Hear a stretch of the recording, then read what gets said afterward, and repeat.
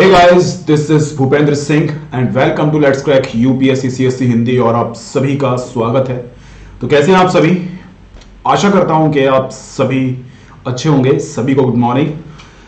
तो हमारा ये चैप्टर चल रहा है मौर्य साम्राज्य, और मौर्य साम्राज्य में हम लोगों ने स्पेशल क्लास की थी कल। ओके, और स्पेशल क्लास में हम लोगों ने बहुत सारी चीज़ों के बारे में डिस्कस किया था। हम लोगों ने मगध साम्राज्य है उसका उदय पढ़ा था, और मगध साम्राज्य के उदय के बाद हम लोगों ने देखा था कि मौर्य साम्राज्य का प्रशासन किस प्रकार का था, किस प्रकार के अधिकारी कौन कौन सा काम करते थे। तो प्रशासनिक दृष्टि से अगर देखा जाए तो मौर्य साम्राज्य एक बहुत बड़ी महत्वपूर्ण भूमिका निभाता है। चलिए तो आगे हम लोग स्टार्ट करते हैं मौर्य साम्राज्य। और देखिए, मौर्य साम्राज्य आपका काफी महत्वपूर्ण है अगर देखा जाए प्रीलिम्स और मेंस के दृष्टिकोण से। यहां से आपके क्वेश्चन बनते ही बनते हैं। ओके, चलिए तो हम लोग अभी स्टार्ट करते हैं मौर्य साम्राज्य में किस प्रकार की आगे गतिविधियां चलती हैं। उससे पहले एक इंफॉर्मेशन है, अगर आप 2021, 2022 और 2023 की तैयारी करना चाहते हैं तो अनअकैडमी इंडिया का सबसे बड़ा प्लेटफॉर्म है। यहाँ पर इंडिया के जितने भी टॉप एजुकेटर हैं, सभी टॉप एजुकेटर यहाँ पर पढ़ाते हैं। दिल्ली मुखर्जी नगर के ऑफलाइन क्लासेस के एजुकेटर भी यहाँ पर आप एक्सेस कर सकते हो, लगभग सारे के सारे। यहाँ पर आपको क्या मिलेगा, जैसे ही आप अनअकैडमी को ज्वाइन करोगे वैसे ही आप एजुकेटर के साथ एंगेज हो जाओगे। जैसे ही आपको कोई क्वेश्चन आता है, कोई भी डाउट आता है, आप डायरेक्ट पूछ सकते हैं। आपको सिलेबस के अकॉर्डिंग स्ट्रक्चर्ड कोर्स मिलेगा पूरा का पूरा, और अनलिमिटेड एक्सेस आपको मिल जाएगा एक बार सब्सक्रिप्शन लेने के बाद। और यहाँ पर वीकली और मंथली बेस पर मॉक टेस्ट भी होते हैं, तो आप अपनी तैयारी को देख सकते हैं कहाँ पर आपकी तैयारी चल रही है। सिंपली आपको कुछ नहीं करना है, अनअकैडमी लर्निंग ऐप डाउनलोड करना है। अनअकैडमी लर्निंग ऐप डाउनलोड करने के बाद यूपीएससी सीएससी पे क्लिक करना है, और जैसे ही आप यूपीएससी सीएससी पे क्लिक करोगे और फी पे कर दोगे, सब्सक्रिप्शन आप ले लोगे, तो जितने भी टॉप एजुकेटर, लगभग 120 प्लस एजुकेटर हैं, इन सभी एजुकेटर को आप एक्सेस कर सकते हैं। यहां पर आप देख सकते हैं कि 15,519 लगभग रिकॉर्डेड और लाइव सेशन चलते हैं। तो आप अपने हिसाब से कोर्स को डिजाइन कर सकते हो, किस टीचर से आपको कौन सा सब्जेक्ट पढ़ना है। आपके पास दो ऑप्शन है, आइकॉनिक और प्लस। आप चाहो तो प्लस ले सकते हो, आप चाहो तो आइकॉनिक। आइकॉनिक में ऐसे बच्चों के लिए है जो बिल्कुल भी जानते नहीं है, बिल्कुल जीरो लेवल से स्टार्ट करना चाहते हैं। ओके, तो उनके लिए आइकॉनिक बेस्ट है। उसमें उसको पर्सनल कोच मिलेगा जो समय समय पर उसकी सारी गतिविधियां हैं उस पर फोकस करेगा। यहाँ पर आपके लिए 1 साल, 2 साल, 3 साल का कोर्स अवेलेबल है। यहाँ पर आपको 10% का डिस्काउंट मिलेगा यदि आप रेफरल कोड का BS Live, B4 Bhupendra, S4 Singh, LIVE live, okay, इसका आप यूज करोगे तो वैसे ही आप देख सकते हैं 49,500 से आपकी 44,550 रुपीज। इसके अलावा 2 साल की जो आपकी फीस है वो 72,000 से आपकी 64,800, और 90,000 से आपकी फीस जो है 81,000 हो जाएगी। ओके, यहाँ पर आइकॉनिक की फीस आप देख सकते हैं, 1 साल की जो फीस है 69,500। इसमें BS Live कोड का यूज करोगे तो इंस्टेंटली आपको 10% का डिस्काउंट मिलेगा, 62,550। इसी प्रकार से यहाँ पर 2 साल और 3 साल की फीस है, यहाँ पर भी आपको 10% का डिस्काउंट मिलेगा। कोई सा भी कोर्स आप लोगे उसमें आपको 10% का डिस्काउंट मिलेगा। यहाँ पर आप चाहो तो केवल ऑप्शनल सब्जेक्ट भी ले सकते हैं। ऑप्शनल सब्जेक्ट यहाँ पर ये सब हैं, इसमें भी ये फीस है, आप देख सकते हैं। अगर आप चाहो तो 1 साल, 2 साल, 3 साल का कोर्स ले सकते हैं। यहाँ पर भी आपको BS Live कोड का यूज करना है। जैसे ही आप BS Live कोड का यूज करोगे तो इंस्टेंटली आपको 10% डिस्काउंट मिल जाएगा, और डायरेक्ट आप मेरी गाइडेंस में आ जाओगे। ये स्पेशल क्लास है, स्पेशल क्लास को भी आप देख सकते हैं किस प्रकार से होती है, किस प्रकार से हम लोग वहां पर पढ़ाते हैं। ओके, तो चलिए हम लोग आज का सेशन स्टार्ट करते हैं। जो भी बच्चे हैं तैयारी करना चाहते हैं अच्छी तरीके से, तो इस कोर्स को वो एक्सेस कर सकते हैं। मेरा भी प्लस कोर्स चल रहा है, सुबह 8 बजे उसकी टाइमिंग है, तो आप उसको एक्सेस कर सकते हैं। ओके, चलिए तो हम लोग अधिकारी के बारे में चर्चा कर चुके थे कि किस प्रकार के वहां पर अधिकारी थे मौर्य साम्राज्य में, और किस प्रकार के अधिकारी किस प्रकार की गतिविधियां अपना रहे थे। ये सब चीज हम लोग पढ़ चुके हैं। एक आरंभिक राज्य, मौर्य वंश के बारे में जानकारी, मौर्य वंश के है ना, ये सब चीजें हम लोग स्पेशल क्लास में पढ़ चुके हैं। साम्राज्य का प्रशासन, ये हम लोग स्पेशल क्लास में पढ़ चुके हैं। कौन से अधिकारी कौन कौन से काम कर रहे थे, क्या इनकी जिम्मेदारी थी, वो हम लोग बात कर रहे थे। ओके, ठीक है। तो अब आगे हम लोग देखते हैं क्या है, और हाँ, ये है आपका नया टॉपिक, मौर्य साम्राज्य कितना महत्वपूर्ण था। देखो, आप देख सकते हैं जस्ट ऊपर कितना बड़ा साम्राज्य था मौर्य साम्राज्य, और इतने बड़े क्षेत्र में शासन करना छोटी मोटी बात नहीं होती है, एक बहुत बड़ी बात होती है। ओके, ध्यान रखना 19वीं सदी में जब इतिहासकारों ने भारत के आरंभिक इतिहास की रचना शुरू की तो मौर्य साम्राज्य का इतिहास का एक प्रमुख काल माना गया। इस समय भारत ब्रिटिश साम्राज्य के अधीन एक औपनिवेशिक देश था। आप सभी इस बात को जानते हैं कि किस प्रकार से हमारा जो देश था वो गुलाम था। ओके, ये शायद हम लोग पढ़ चुके हैं। हाँ, ये तो हम लोग पढ़ चुके हैं, ये हम लोग पढ़ चुके हैं। इसको हम लोग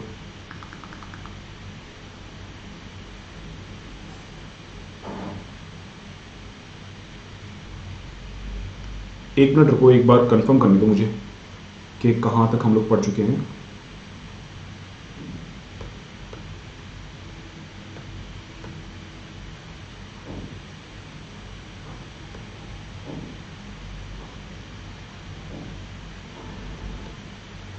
हाँ, यहीं से स्टार्ट करना है हमें, ठीक है ना। तो आप सभी जानते हैं कि मौर्य साम्राज्य कितना महत्वपूर्ण था, क्योंकि एक विशाल क्षेत्र में इनका आधिपत्य था और विभिन्न प्रांतों के माध्यम से, विभिन्न गवर्नर के माध्यम से ये अपने प्रशासन को संभालते थे। बाकी प्रशासन किस प्रकार का था, कौन कौन से अधिकारी कौन कौन सा काम करते थे, ये तो हम लोग वैसे भी देख चुके हैं। ओके, 19वीं और आरंभिक 20वीं सदी के भारतीय इतिहासकारों को प्राचीन भारत में एक ऐसे साम्राज्य की संभावना बहुत चुनौतीपूर्ण तथा उत्साहवर्धक लगी। साथ ही प्रस्तर मूर्तियों सहित मौर्यकालीन सभी पुरातत्व एक अद्भुत कला के प्रमाण थे जो साम्राज्य की पहचान माने जाते हैं। आपने देखा होगा ना किस प्रकार से आपका जो नोट है उसमें अशोक स्तंभ होता है, किस प्रकार से जो आपके प्रशासनिक अधिकारी हैं उनका चिन्ह जो होता है वो भी अशोक के स्तंभ से ही लिया गया है। ओके, तो अशोक से हमें बहुत सारी चीजें सीखने को मिलती हैं, किस प्रकार से अशोक के समय पर, किस प्रकार से मौर्य साम्राज्य के समय पर एक अखंड भारत की शुरुआत हुई थी। यहां पर शुरुआत से ही विभिन्न भाषा, विभिन्न धर्म, विभिन्न संस्कृति के लोग रहा करते थे। ओके, फिर भी आप देख सकते हैं इतनी सारी विविधता होने के बावजूद भी हमारा देश एक रहा। लेकिन वही सब बातें हैं जब मौर्य साम्राज्य ने मौर्य काल के समय पर जो अशोक था, जब उसने धम्म की नीति अपनाई तो धम्म की नीति के माध्यम से उसने शासन संभाला। तो अशोक के समय पर तो बहुत सारे गवर्नर स्वतंत्र नहीं हुए, लेकिन आने वाले समय में जितने भी इनके शासक थे, जितने भी इनके उत्तराधिकारी थे, वो कमजोर साबित हुए। और आप समझ सकते हैं किस प्रकार से जो अंतिम शासक था मौर्य साम्राज्य का बृहद्रथ, उसकी हत्या करके पुष्यमित्र शुंग ने शुंग वंश की स्थापना करी। ओके, तो राज्य अगर आपको संभालना है तो कठोर नीति और सॉफ्ट पावर, आपको दोनों का इस्तेमाल करना पड़ेगा, यानी कि हार्ड पावर और सॉफ्ट पावर का इस्तेमाल आपको करना पड़ेगा। तलवार के बल पर ही राज्य के प्रशासन को संभाला जा सकता है। देखो, छोटा सा राज्य हो तो कोई बात नहीं है। मौर्य साम्राज्य आप समझ सकते हैं कि कहां से कहां तक फैला हुआ था। उत्तर से दक्षिण आप देख लीजिए और पूरब से पश्चिम आप देख लीजिए, है ना। तो मौर्य साम्राज्य के समय पर जितनी भी प्रतिमाएं मिली हैं वो काफी महत्वपूर्ण है और इतिहासकारों को बड़ा गर्व महसूस होता है कि हमारे देश में कोई एक ऐसा राजा था जिसने एक बहुत बड़े क्षेत्र में शासन किया था। इतिहासकारों को लगा कि अभिलेखों पर लिखे संदेश अन्य शासकों के अभिलेख से भिन्न है। इसमें उन्हें यह लगा कि अन्य राजाओं की अपेक्षा अशोक एक बहुत शक्तिशाली और परिश्रमी शासक था। आप सभी लोग जानते हैं अशोक ने, चंद्रगुप्त मौर्य था, उसके समय पर इतना बड़ा शासन नहीं था, दक्षिण में विस्तार नहीं हो पाया था, लेकिन अशोक ने दक्षिण तक सीमा फैलाई। ओके, तो अशोक बहुत ही परिश्रमी और प्रतापी राजा था। अगर बात की जाए नैतिकता के दृष्टिकोण से, तो नैतिकता के दृष्टिकोण से भी अशोक ने बहुत सारे काम किए, धम्म का प्रतिपादन किया और धम्म की नीति यानी कि नैतिकता के माध्यम से अपने राज्य को संभालने का प्रयास किया। इसके बाद एक आपका मुगल काल में एक सम्राट और है जो कि दीन ए इलाही धर्म के नाम से एक धर्म चलाएगा। हालांकि दीन ए इलाही कोई धर्म नहीं था, यह भी अशोक के धम्म की तरह एक नैतिक संहिता थी जिसके आधार पर राज्य को संभाला जाना था। लेकिन अकबर भी इस दीन ए इलाही धर्म को आगे नहीं बढ़ा पाता, जिस प्रकार से अशोक ने धम्म को स्थापित किया और धम्म को प्रचारित किया, प्रसारित किया जब तक वो जिंदा रहा और उसके उत्तराधिकारी जिंदा रहे। साथ ही वे बाद के उन राजाओं की अपेक्षा विनम्र थे जो अपने नाम के साथ बड़ी बड़ी उपाधियां जोड़ते थे। इसलिए इसमें कई आश्चर्यजनक बात नहीं थी कि 20वीं सदी के राष्ट्रवादी नेताओं ने भी अशोक को प्रेरणा का स्रोत माना। आज भी आप देख सकते हैं कि अशोक के बहुत सारे चिन्ह जो हैं सरकारी क्षेत्रों में काम आती है। नोट पे आपने देखा होगा सरकारी कार्यालयों में जो अशोक का स्तंभ है उसका यूज किया जाता है। फिर भी मौर्य साम्राज्य कितना महत्वपूर्ण था, यह साम्राज्य मात्र 150 साल तक ही चल पाया, जिसे उपमहाद्वीप के इस लंबे इतिहास में बहुत बड़ा काल नहीं माना जा सकता। इसके अतिरिक्त यदि मानचित्र आप 2 को देखें तो पता चलेगा कि मौर्य साम्राज्य उपमहाद्वीप के सभी क्षेत्रों में नहीं फैल पाया था। ओके, आप ध्यान रखना, कुछ क्षेत्र ऐसे थे, जैसे कि आप म्यांमार का क्षेत्र आप देख सकते हैं जो कि मौर्य साम्राज्य के अधीन नहीं था। आप दक्षिण भारत में आप जाओगे तो श्रीलंका और जो नीचे केरला और दक्षिणी तमिलनाडु वाला पार्ट है वो भी मौर्य साम्राज्य के अधीन नहीं आ पाया था, क्योंकि अशोक ने कलिंग के बाद जो है युद्ध की नीति को छोड़ दिया था। और यही रीजन था कि केवल और केवल ये 150 साल तक चल पाया।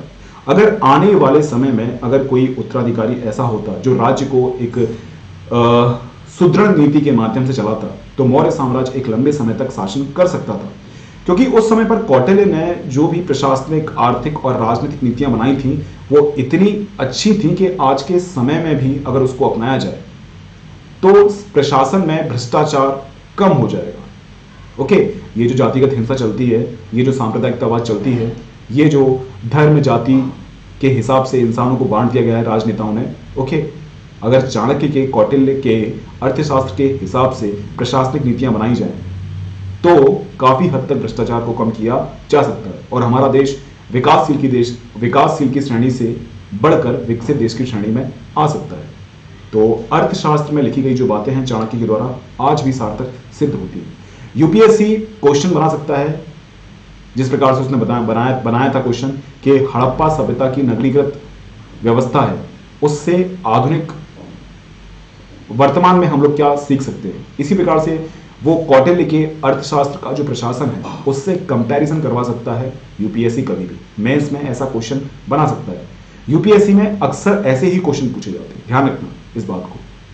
तो मौर्य साम्राज्य काफी महत्वपूर्ण है, हड़प्पा सभ्यता काफी महत्वपूर्ण है और यहां से क्वेश्चन बनने की संभावना आपकी बहुत ज्यादा होती है। जो मैं पढ़ा रहा हूं एक बार उसको पढ़ लेना और जो मैंने पहले पढ़ाया है उसको पढ़ लेना, एनसीईआरटी प्लस अपने नोट्स, आपका पूरा काम हो जाएगा, कोई भी क्वेश्चन आपका छूटेगा नहीं, विश्वास मानिए। बस ये है कि कंटेंट पर कमांड करना बहुत जरूरी है।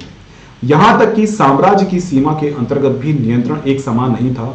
दूसरी शताब्दी ईसा पूर्व आते आते उपमहाद्वीप के कई भागों में नए नए शासक और रजवाड़े स्थापित होने लगे। मैंने आपसे क्या कहा था, मैंने आपको शायद समझाया था कि अपना ये पूरा भारत है और इस पूरे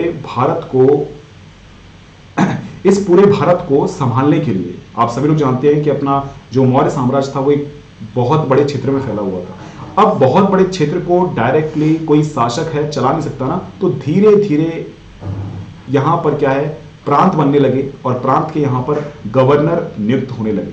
ओके, गवर्नर नियुक्त होने लगे। ओके, ध्यान रखना, ये जो गवर्नर हैं इनकी शक्ति बढ़ती गई क्योंकि केंद्र की जो पावर है वो कम होती गई, क्योंकि आप सभी लोग जानते हैं अशोक के बाद कोई भी ऐसा शासक नहीं आया जो कि एक मजबूत हो, जो कि इतनी बड़ी सत्ता को संभाल सके।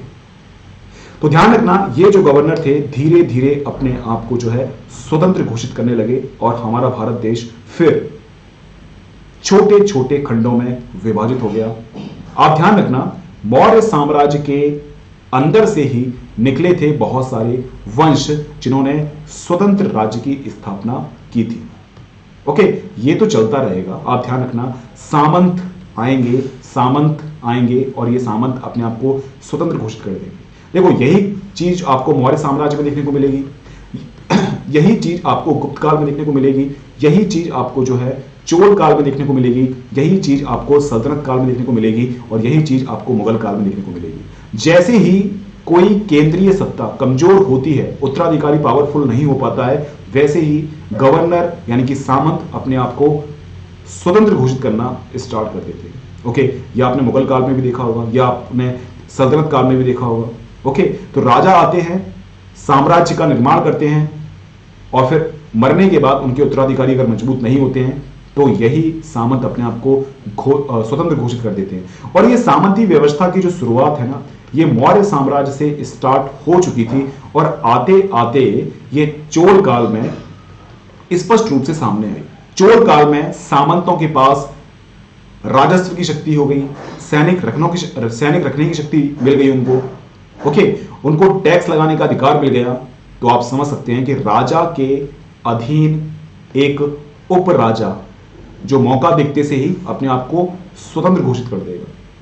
यह व्यवस्था आपको देखना पड़ेगा, हम लोग एक ब्रॉड एरिया में चल रहे हैं। ओके, अब देखना सेना के लिए जो हाथी है वो कितना महत्वपूर्ण भूमिका निभाता है। देखो, हाथी सेना, अश्व सेना, दोनों की भूमिका अलग अलग होती है, और थल सेना, तीनों की भूमिका अलग अलग होती है। ध्यान रखना, अगर देखा जाए मगध साम्राज्य के पास हाथी सेना बहुत बड़ी मात्रा में थी, और जितने भी आसपास के इसने क्षेत्र जीते थे उनसे जो हाथी वाली सेना है वो इसने अपनी सेना में मिला ली थी। ध्यान रखना, अब देखते हैं सेना के लिए हाथी पकड़ना क्या है। ये अर्थशास्त्र में सैनिक और प्रशासनिक संगठन के बारे में विस्तृत विवरण मिलते हैं। मिसाल के तौर पर हाथी को पकड़ने के उपाय के बारे में उसमें यह लिखा है, हाथी वनों के संरक्षक, हाथी को पालने वाले लोगों, हाथी के पैरों में जंजीर बांधने वाले लोगों, सीमा रक्षकों, वनवासियों, महावतों के साथ मिलकर 5 से 7 हथनियों की मदद से जंगली हाथियों द्वारा गिराए गए मलमूत्र को पहचानते हुए उन्हें पकड़ने का काम करते थे। क्योंकि देखो, आप समझें इस बात को कि हाथी सेना के लिए काफी महत्वपूर्ण होते हैं। ओके, इसलिए हाथी को किस प्रकार से पकड़ा जाए, हाथी के पैरों के निशान, हाथी के गोबर, ओके, इनके आधार पर जंगलों में से बहुत सारे लोगों ने हाथी पकड़ने का काम किया, और ये हाथी को पकड़कर ये शाही सेना में भर्ती करवाने लगे। इसके बदले में जो आपके जनजाति लोग हैं, ओके, इन सभी लोगों को पुरस्कार मिला करते थे। यूनानी स्रोतों के अनुसार 6 लाख पैदल सैनिक थे किसके पास, मौर्य साम्राज्य के पास। 30,000 घुड़सवार थे और 9,000 हाथी थे। कुछ इतिहासकार इस विवरण को अतिशोक्तिपूर्ण मानते हैं, लेकिन आप सभी लोग जानते हैं कि धनानंद के समय पर भी इतनी बड़ी विशाल सेना थी। ओके, आगे पीछे 19-20 हो सकता है, तो थोड़ा बहुत इजाफा तो अशोका ने भी किया होगा। ओके, इस बात को ध्यान रखना कि मौर्य साम्राज्य के पास एक विशाल सेना थी, और इसी विशाल सेना के आधार पर इसने एक बहुत बड़े साम्राज्य की स्थापना करी थी। किसने, अशोक ने और चंद्रगुप्त मौर्य ने, क्योंकि सेना एक बहुत बड़ी भूमिका निभाती है। ध्यान रखना, राजधर्म के नवीन सिद्धांत। राजधर्म होता क्या है, सुनना, क्योंकि ये काफी महत्वपूर्ण सिद्धांत है। दक्षिण के राजा और सरदार उपमहाद्वीप के दक्कन और उससे दक्षिण के क्षेत्र में स्थित तमिलकम में चोल, चेर और पांड्य जैसी सरदारियों का उदय हुआ। ये राज्य बहुत ही समृद्ध और स्थायी सिद्ध हुए। आप समझ सकते हैं कि ये जो आपका दक्कन के पठार के नीचे का जो पार्ट है, जिसमें तमिलनाडु, केरला और आपका दक्षिणी आंध्र प्रदेश और दक्षिणी कर्नाटका आता है, इसमें चोल, चेर, पांड्य ये जो थे एक बड़े साम्राज्य के रूप में और स्थायी साम्राज्य के रूप में सामने आए। देखना, एक बात ध्यान रखना, आप जितने भी आपके उत्तर भारत के शासक होंगे, कहीं ना कहीं ये रीजन जो है इसको जीतने में दिक्कत आएगी, चाहे वो समुद्रगुप्त हो, चाहे वो चंद्रगुप्त मौर्य हो, या फिर वो अशोका हो। और आप ध्यान रखना, ये दक्षिण की विजय के अभियान में बहुत सारे राजा नष्ट हो गए, क्योंकि इस विजय को, दक्षिण की विजय को स्थायी बनाना मुश्किल काम था। समुद्रगुप्त ने तो इनको स्वतंत्र घोषित कर दिया था कि भाई साहब तुम एक काम करना कि हमें समय समय पर टैक्स देते रहना। प्रत्यक्ष नियंत्रण में समुद्रगुप्त ने भी नहीं लिया। अशोक के समय पर आया था, कुछ क्षेत्र बचा हुआ था, लेकिन कुछ समय के बाद ये राज्य जो थे वो आजाद हो गए। मोहम्मद बिन तुगलक भी इसी वजह से जो है बर्बाद हो गया। कभी वो दौलताबाद में अपनी राजधानी स्थापित करता, कभी वो दिल्ली जाता, बस इसी चक्कर में वो बर्बाद हो गया। औरंगजेब ने भी यही काम करना चाहा। औरंगजेब ने भी जो था, ये जो दक्षिण वाला क्षेत्र है उसमें विजय को स्थायी बनाना चाहा, लेकिन फिर भी ये जो दक्षिण का क्षेत्र है वो स्थायी नहीं बन पाया। बहुत सारे राजा है, इन सभी राजाओं ने दक्षिण की विजय को स्थायी बनाया, लेकिन स्थायी नहीं बन पाया। आप सभी लोग जानते हैं कि पांड्य जो आपका वंश है वो इतिहास में सबसे अधिक समय तक सर्वाइव करने वाला वंश है। कौन? पांड्य। ध्यान रखना, सबसे अधिक समय तक इसने जो है शासन किया है। मौर्य साम्राज्य से लेकर आप देख सकते हैं कि अंग्रेजों के आगमन तक कहीं इसका छोटा राज्य रहा तो कहीं इसका बड़ा राज्य रहा, लेकिन इनने एक छोटे और बड़े राज्य में शासन किया था। सीमाएं तो चेंज होती रहती हैं। ओके, ये चोल, चेर, पांडे है, आपस में लड़ते भिड़ते थे। कभी चोल का जो है साम्राज्य बढ़ जाता था, कभी चेर का, कभी पांडे का। चेर तो आपके केरला में थे, यहां पर आप देख सकते हैं, ये केरला साइड थे आपके चेर। ओके, पांड्य आपके तमिलनाडु थे और चोल आपके इस दक्कन वाले पठार में फैले हुए थे। ओके, चोलों ने भी एक लंबे समय तक शासन चलाया था। और ध्यान रखना, चोल, चेर, पांड्य ये द्रविड़ शैली में एक बहुत बड़ी भूमिका निभाते हैं। दक्षिण भारत की जो संस्कृति है वो उत्तर भारत से बहुत ही अलग है और इसमें जमीन आसमान का अंतर है। आप सभी इस बात को जानते हैं। आज भी तमिलनाडु के जो लोग हैं वो अलग देश की मांग करते हैं कि दक्षिण के राज्यों को मिलाकर एक अलग से देश बना दिया जाए, जो कि हमारी एकता और अखंडता के लिए काफी बाधक है। ध्यान रखना, ये जो सरदार और सरदारी है, ये इनकी विशेषताएं क्या हैं। सरदार एक शक्तिशाली व्यक्ति होता था जिसका पद वंशानुगत भी हो सकता था और नहीं भी। कोई ऐसा फिक्स नहीं है कि उसका जो बेटा है वही सरदार बनेगा। अगर सरदार का बेटा अगर प्रशासन को संभालने में सक्षम नहीं है, ओके, तो उसको हटा दिया जाएगा, कोई योग्य सरदार को ढूंढा जाएगा। लेकिन मैक्सिमम टाइम में ऐसा होता था कि सरदार का जो बच्चा है वही सरदार बनता था। ओके, उसके समर्थक उसके खानदान के लोग होते थे।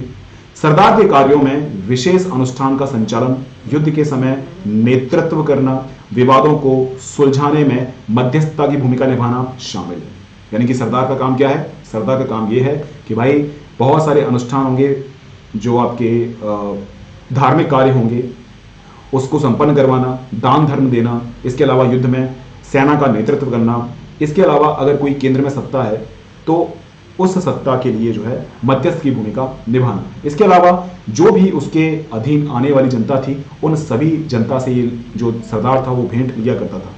ध्यान रखना, और अपने समर्थकों से उस भेंट का वितरण करना, यानी कि भेंट लेना और भेंट में वितरण करना। सरदारी में सामान्यतः कोई स्थायी सेना या अधिकारी नहीं हुआ करते थे। जैसे कि मान लीजिए कोई युद्ध हो गया और युद्ध में क्या है, सेना को बुला लिया कुछ समय के लिए, अस्थायी सेना हम लोग बोलते हैं, वेतन दे दिया एडवांस तरीके से, युद्ध वुद्ध लड़ा, उसके बाद जो है वापस इसकी सेना भंग हो गई। तो मैक्सिमम टाइम युद्ध के समय पर इनका यूज होता था। ध्यान रखना, एक सिद्धांत और है राजधर्म के नवीन सिद्धांत में हमें इन राज्यों के बारे में विभिन्न प्रकार के स्रोतों से जानकारी मिलती है। उदाहरण के तौर पर हम लोग बात करते हैं तमिल संगम ग्रंथ, है ना, ये शिल्पाधिकारम, मणिमेखलाई, ये आपने नाम सुना होगा। और मैंने आपको आर्ट एंड कल्चर में ये साहित्य वाला पोर्शन पढ़ाया है, दक्षिण भारत संगम साहित्य के बारे में मैंने आपको पढ़ाया। तो संगम साहित्य जो ग्रंथ है, इनके माध्यम से हमें दक्षिण भारत के सरदारों के बारे में, दक्षिण भारत के शासकों के बारे में एक स्पष्ट रूप से जानकारी मिलती है। क्योंकि मैंने आपको बताया था कि इतिहास को जानने के कुछ स्रोत होते हैं, जैसे कि पुरातात्विक स्रोत, धार्मिक स्रोत, ओके, और विदेशी विवरण। इसमें हम लोग साहित्यिक स्रोत को एक बहुत बड़ी भूमिका देते हैं। इतिहासकारों का प्रमुख आधार है साहित्यिक स्रोत, क्योंकि अभिलेख, सिक्के, मन के बर्तन, इन सबसे हमें सटीक जानकारी नहीं मिलती है, लेकिन इन ग्रंथों के माध्यम से हमें सटीक जानकारी मिलती है। और दक्षिण भारत के बारे में सही जानकारी हमें संगम साहित्य के माध्यम से ही चलती है। कई सरदार राजा लंबी दूरी के व्यापार द्वारा राजस्व जुटाते थे। इनमें मध्य और पश्चिम भारत के क्षेत्र पर शासन करने वाले सातवाहन और उपमहाद्वीप के पश्चिमोत्तर और पश्चिम में शासन करने वाले मध्य एशियाई मूल के शक शासक शामिल थे। मैंने आपको कहा था ना कि उत्तर मौर्य काल के बाद किस प्रकार से मौर्य साम्राज्य का पतन हुआ और हमारा देश अनेक छोटे छोटे भागों में डिवाइड हुआ, और इसी कमजोरी को देखते हुए विदेशी शासक हमारे देश पर आक्रमण किए, जिसमें कि शक, पहलव, कुषाण, ओके, ये सभी हमारे भारत देश में आए। इन लोगों ने हमारे भारत देश के राजाओं को हराया और अपने हमारे भारत देश में इन्होंने शासन स्थापित किया। ये थे आपके शक, है ना, शक आपके विदेशी थे, कुषाण आपके विदेशी थे, और इन लोगों ने पश्चिमोत्तर, क्योंकि आप सभी लोग जानते हैं इस बात को, जितने भी आपके आक्रमण होते हैं वो पश्चिमोत्तर तरफ से होते हैं। आप देख लो, मुगल आए तो वो भी पश्चिमोत्तर से आए, अफगान आए तो वो भी पश्चिमोत्तर से आए, हर कोई विदेशी आक्रमणकारी पश्चिमोत्तर से आता है। तो हमेशा ये जो क्षेत्र रहेगा ना आपका, ये क्षेत्र हमेशा आपका विवादित रहेगा। हमेशा यहाँ पर कोई आक्रमणकारी आएगा जाएगा, आएगा जाएगा, इस प्रकार की जो है चीजें आपको देखने को मिलेगी। यहाँ पर कभी किसी का स्थायी शासन स्थापित नहीं हो पाएगा। यहाँ पर हमेशा आपको जो है अस्थायी शासन देखने को मिलेगा। ओके, तो ध्यान रखना, ये जो आपके विदेशी शासक थे, इनका आधिपत्य था तटीय क्षेत्रों पर। तो जो भी व्यापारी आएंगे और जाएंगे तो उनसे टैक्स के रूप में वसूला जाएगा पैसा। ओके, ध्यान रखना इस बात को आप थोड़ा सा।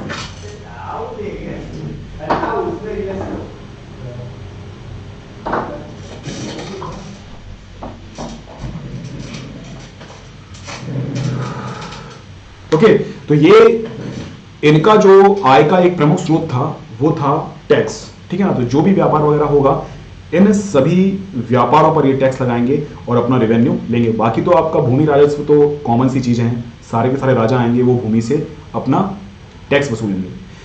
अगर देखा जाता है तो उनके सामाजिक उद्गम के बारे में अधिक जानकारी तो नहीं है, लेकिन जैसा कि हम 7 महान शासकों के बारे में अध्याय 3 में पढ़ेंगे कि एक बार सत्ता में आने के बाद उन्होंने ऊंचे सामाजिक अस्तित्व का दावा कई प्रकार से किया।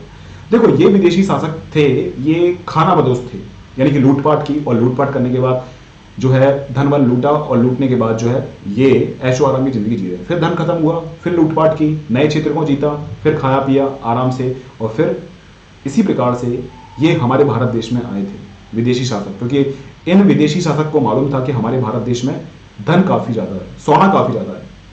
आप सभी को मालूम है ना, बहलोल लोदी, बहलोल लोदी ने क्या क्या बोला था अफगान शासकों से, अफगान भाइयों से, कि भाई ऐसा है कि भारत के पास पैसा बहुत ज्यादा है, हम लोग एक काम करते हैं, हम लोग भारत पर आक्रमण करते हैं और आक्रमण करने के बाद भारत को लूटेंगे और ऐशो आराम की जिंदगी जिएंगे, हम सब आपस में भाई भाई हैं, कोई लड़ेगा नहीं। तभी तो अफगानों का आक्रमण हुआ था हमारे भारत देश में। ओके, जैसे कि आपके ईरानी आए, तुरानी आए, अफगानी आए, ये लोग क्यों आए थे? ये लोग सिर्फ और सिर्फ भारत को लूटने के लिए आए थे। जो आपकी भारत सोने की चिड़िया थी उसको लूटने आए थे लोग। लेकिन आप ध्यान रखना, ये जितने भी आपके विदेशी शासक थे, चाहे मुगल हो, चाहे वो आपके कुषाण हो, शक हो, पहलव हो, इन लोगों ने हमारे भारत देश में ही रहकर सत्ता स्थापित की थी। धन की निकासी नहीं हो पाई थी। लेकिन जब ब्रिटिशर्स आएंगे तो ब्रिटिशर्स क्या करेंगे? ब्रिटिशर्स हमारे यहां से धन ले जाकर यूरोप में इकट्ठा करना स्टार्ट करेंगे। तब से हमारे किसान, मजदूर, सभी लोग जो है बर्बाद हो जाएंगे। ओके, ये बात हम लोग ब्रिटिशर्स को पढ़ेंगे, यूरोपियन को जब पढ़ेंगे, यूरोपियन का जो आगमन पढ़ेंगे मॉडर्न हिस्ट्री में, तब हम लोग जानकारी लेंगे। ध्यान रखना, ये जो आपके शक, पहलव और कुषाण थे, ये विदेशी शासक थे। इनका किस प्रकार से उद्भव हुआ था, कौन थे ये लोग, है ना, इनकी सामाजिक व्यवस्था किस प्रकार की थी, इसके बारे में कोई सटीक जानकारी नहीं मिलती है। और ये जो विदेशी शासक हैं, समय समय पर अपने आप को भारत की संस्कृति के हिसाब से ढालने का इन लोगों ने प्रयास किया। जैसे कि हम लोग बात करें कुषाण की, तो कुषाण जो शासक थे वो हिंदू धर्म को मानते थे और बौद्ध धर्म को भी मानने वाले लोग थे। इसी वजह से ये स्थानीय जनता के साथ सर्वाइव कर पाए, स्थानीय जनता का समर्थन मिला। और बहुत सारे ऐसे शासक थे, जैसे कि मुस्लिम शासक, जो कि हिंदू संस्कृति के साथ ढल नहीं पाए, इसलिए लगातार राजपूतों का और जाटों का विद्रोह देखना पड़ा और स्थायी शासन नहीं स्थापित कर पाए। बात करते हैं हम लोग पांड्य सरदार सैनगुप्तन की वन यात्रा। ये काफी महत्वपूर्ण है, ध्यान रखना। ये तमिल महाकाव्य शिल्पाधिकारम, ये शिल्पाधिकारम काफी महत्वपूर्ण है, ध्यान रखना। इसका रचयिता कौन है, इसका नाम हमेशा ध्यान रखना। इस शिल्पाधिकारम के तमिल महाकाव्य के माध्यम से हमें पांड्य सरदार के बारे में जानकारी मिलती है।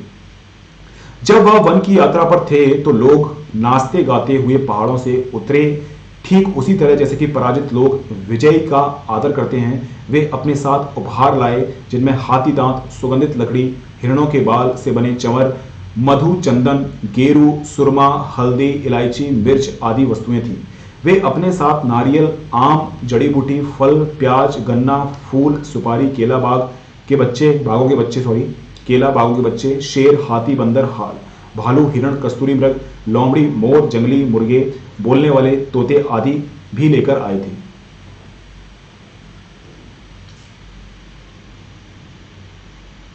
ओके, तो इस प्रकार से कुछ आपकी कथाएं हैं जो कि जब वन की यात्रा पर ये गए थे सरदार, है ना, तब ये बहुत सारी चीजें लेकर आए थे, जिस प्रकार से कुछ युद्ध जीतकर आए हों। ओके, राजाओं के लिए अब हम लोग बात करते हैं दैविक राजा। दैविक राजा राजाओं के लिए उच्च स्थिति प्राप्त करने का एक साधन विभिन्न देवी देवताओं के साथ जुड़ना था। मध्य एशिया से लेकर पश्चिमोत्तर भारत तक शासन करने वाले कुषाण शासक ने इस उपाय का सबसे अच्छा उदाहरण प्रस्तुत किया। ओके, आप ध्यान रखना कि जैसे आपने देखा होगा कि कोई राजा बोलता है कि भाई साहब, हमारा जो शासन है, हमारे जो आदेश हैं, वो भगवान के द्वारा दिए गए आदेश हैं। आपने देखा होगा बहुत सारे आपके क्षत्रिय लोग इस बात को बोलते हैं कि भगवान ने हमें भेजा है जनता पर शासन करने के लिए। तो ये है राजा का देवत्व सिद्धांत, यानी कि हम जो कानून बनाएंगे, हम जो भी नीति बनाएंगे, वो आपको मानना पड़ेगा। अप्रत्यक्ष रूप से ये भगवान के द्वारा बनाई गई नीतियां हैं और आपको इसको मानना पड़ेगा। किस प्रकार से, मतलब राजाओं ने अपने आप को भगवान से संबंधित कर लिया, जैसे कि स्थानीय जनता पर आसानी से शासन किया जा सके। ओके, ऐसी बात नहीं है कि केवल ये कुषाण, पहलव, शक, इन सभी लोगों ने दैवीय सिद्धांत लागू किया था। इसके अलावा मोहम्मद बिन तुगलक, इसके अलावा अकबर, है ना, समय समय पर आपके चोल काल के राजा भी थे, समुद्रगुप्त भी था। इन सभी लोगों ने, बलबन तो एक बहुत महत्वपूर्ण शासक था। इसने कहा था कि मैं जो है अल्लाह का प्रतिनिधि हूं और मेरा शासन सबको मानना पड़ेगा।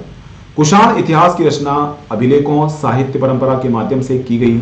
जिस प्रकार के राजधर्म को कुषाण शासकों ने प्रस्तुत करने की इच्छा की, उसका सर्वोच्च प्रमाण उनके सिक्कों और मूर्तियों से प्राप्त है। ओके, ध्यान रखना इस बात को कि कुषाणों के बारे में जानकारी हमें बहुत सारे साहित्य का मतलब बौद्ध साहित्य, इनसे हमें जानकारी मिलती है। बहुत सारे अभिलेख मिलते हैं कुषाण के, कनिष्क के बहुत सारे अभिलेख मिलते हैं, जिसके माध्यम से समझ में आता है कि ये जो लोग थे, कुषाण जो लोग थे, इन लोगों ने हमारी भारतीय संस्कृति को अपना लिया था। आप देख सकते हैं ये जो कुषाण का एक सिक्का है, इसमें कहीं ना कहीं आप देख सकते हैं ये लक्ष्मी माता की इस प्रकार की मूर्ति आपको देखने को मिलेगी, कुछ देवी टाइप की आपको देखने को मिलेगी। इससे ये प्रूफ होता है कि कुषाण लोगों ने हमारी संस्कृति को अपना लिया था। आप देखना, उत्तर प्रदेश में मथुरा के पास माट के एक देव स्थान पर कुषाण शासकों की विशालकाय मूर्तियां लगाई गई। अफगानिस्तान के एक देव स्थान पर भी इसी प्रकार की मूर्तियां मिली हैं। तो कहीं ना कहीं इन मूर्तियों के माध्यम से ये अपनी जो सत्ता है उसको स्थायी बनाना चाहते थे,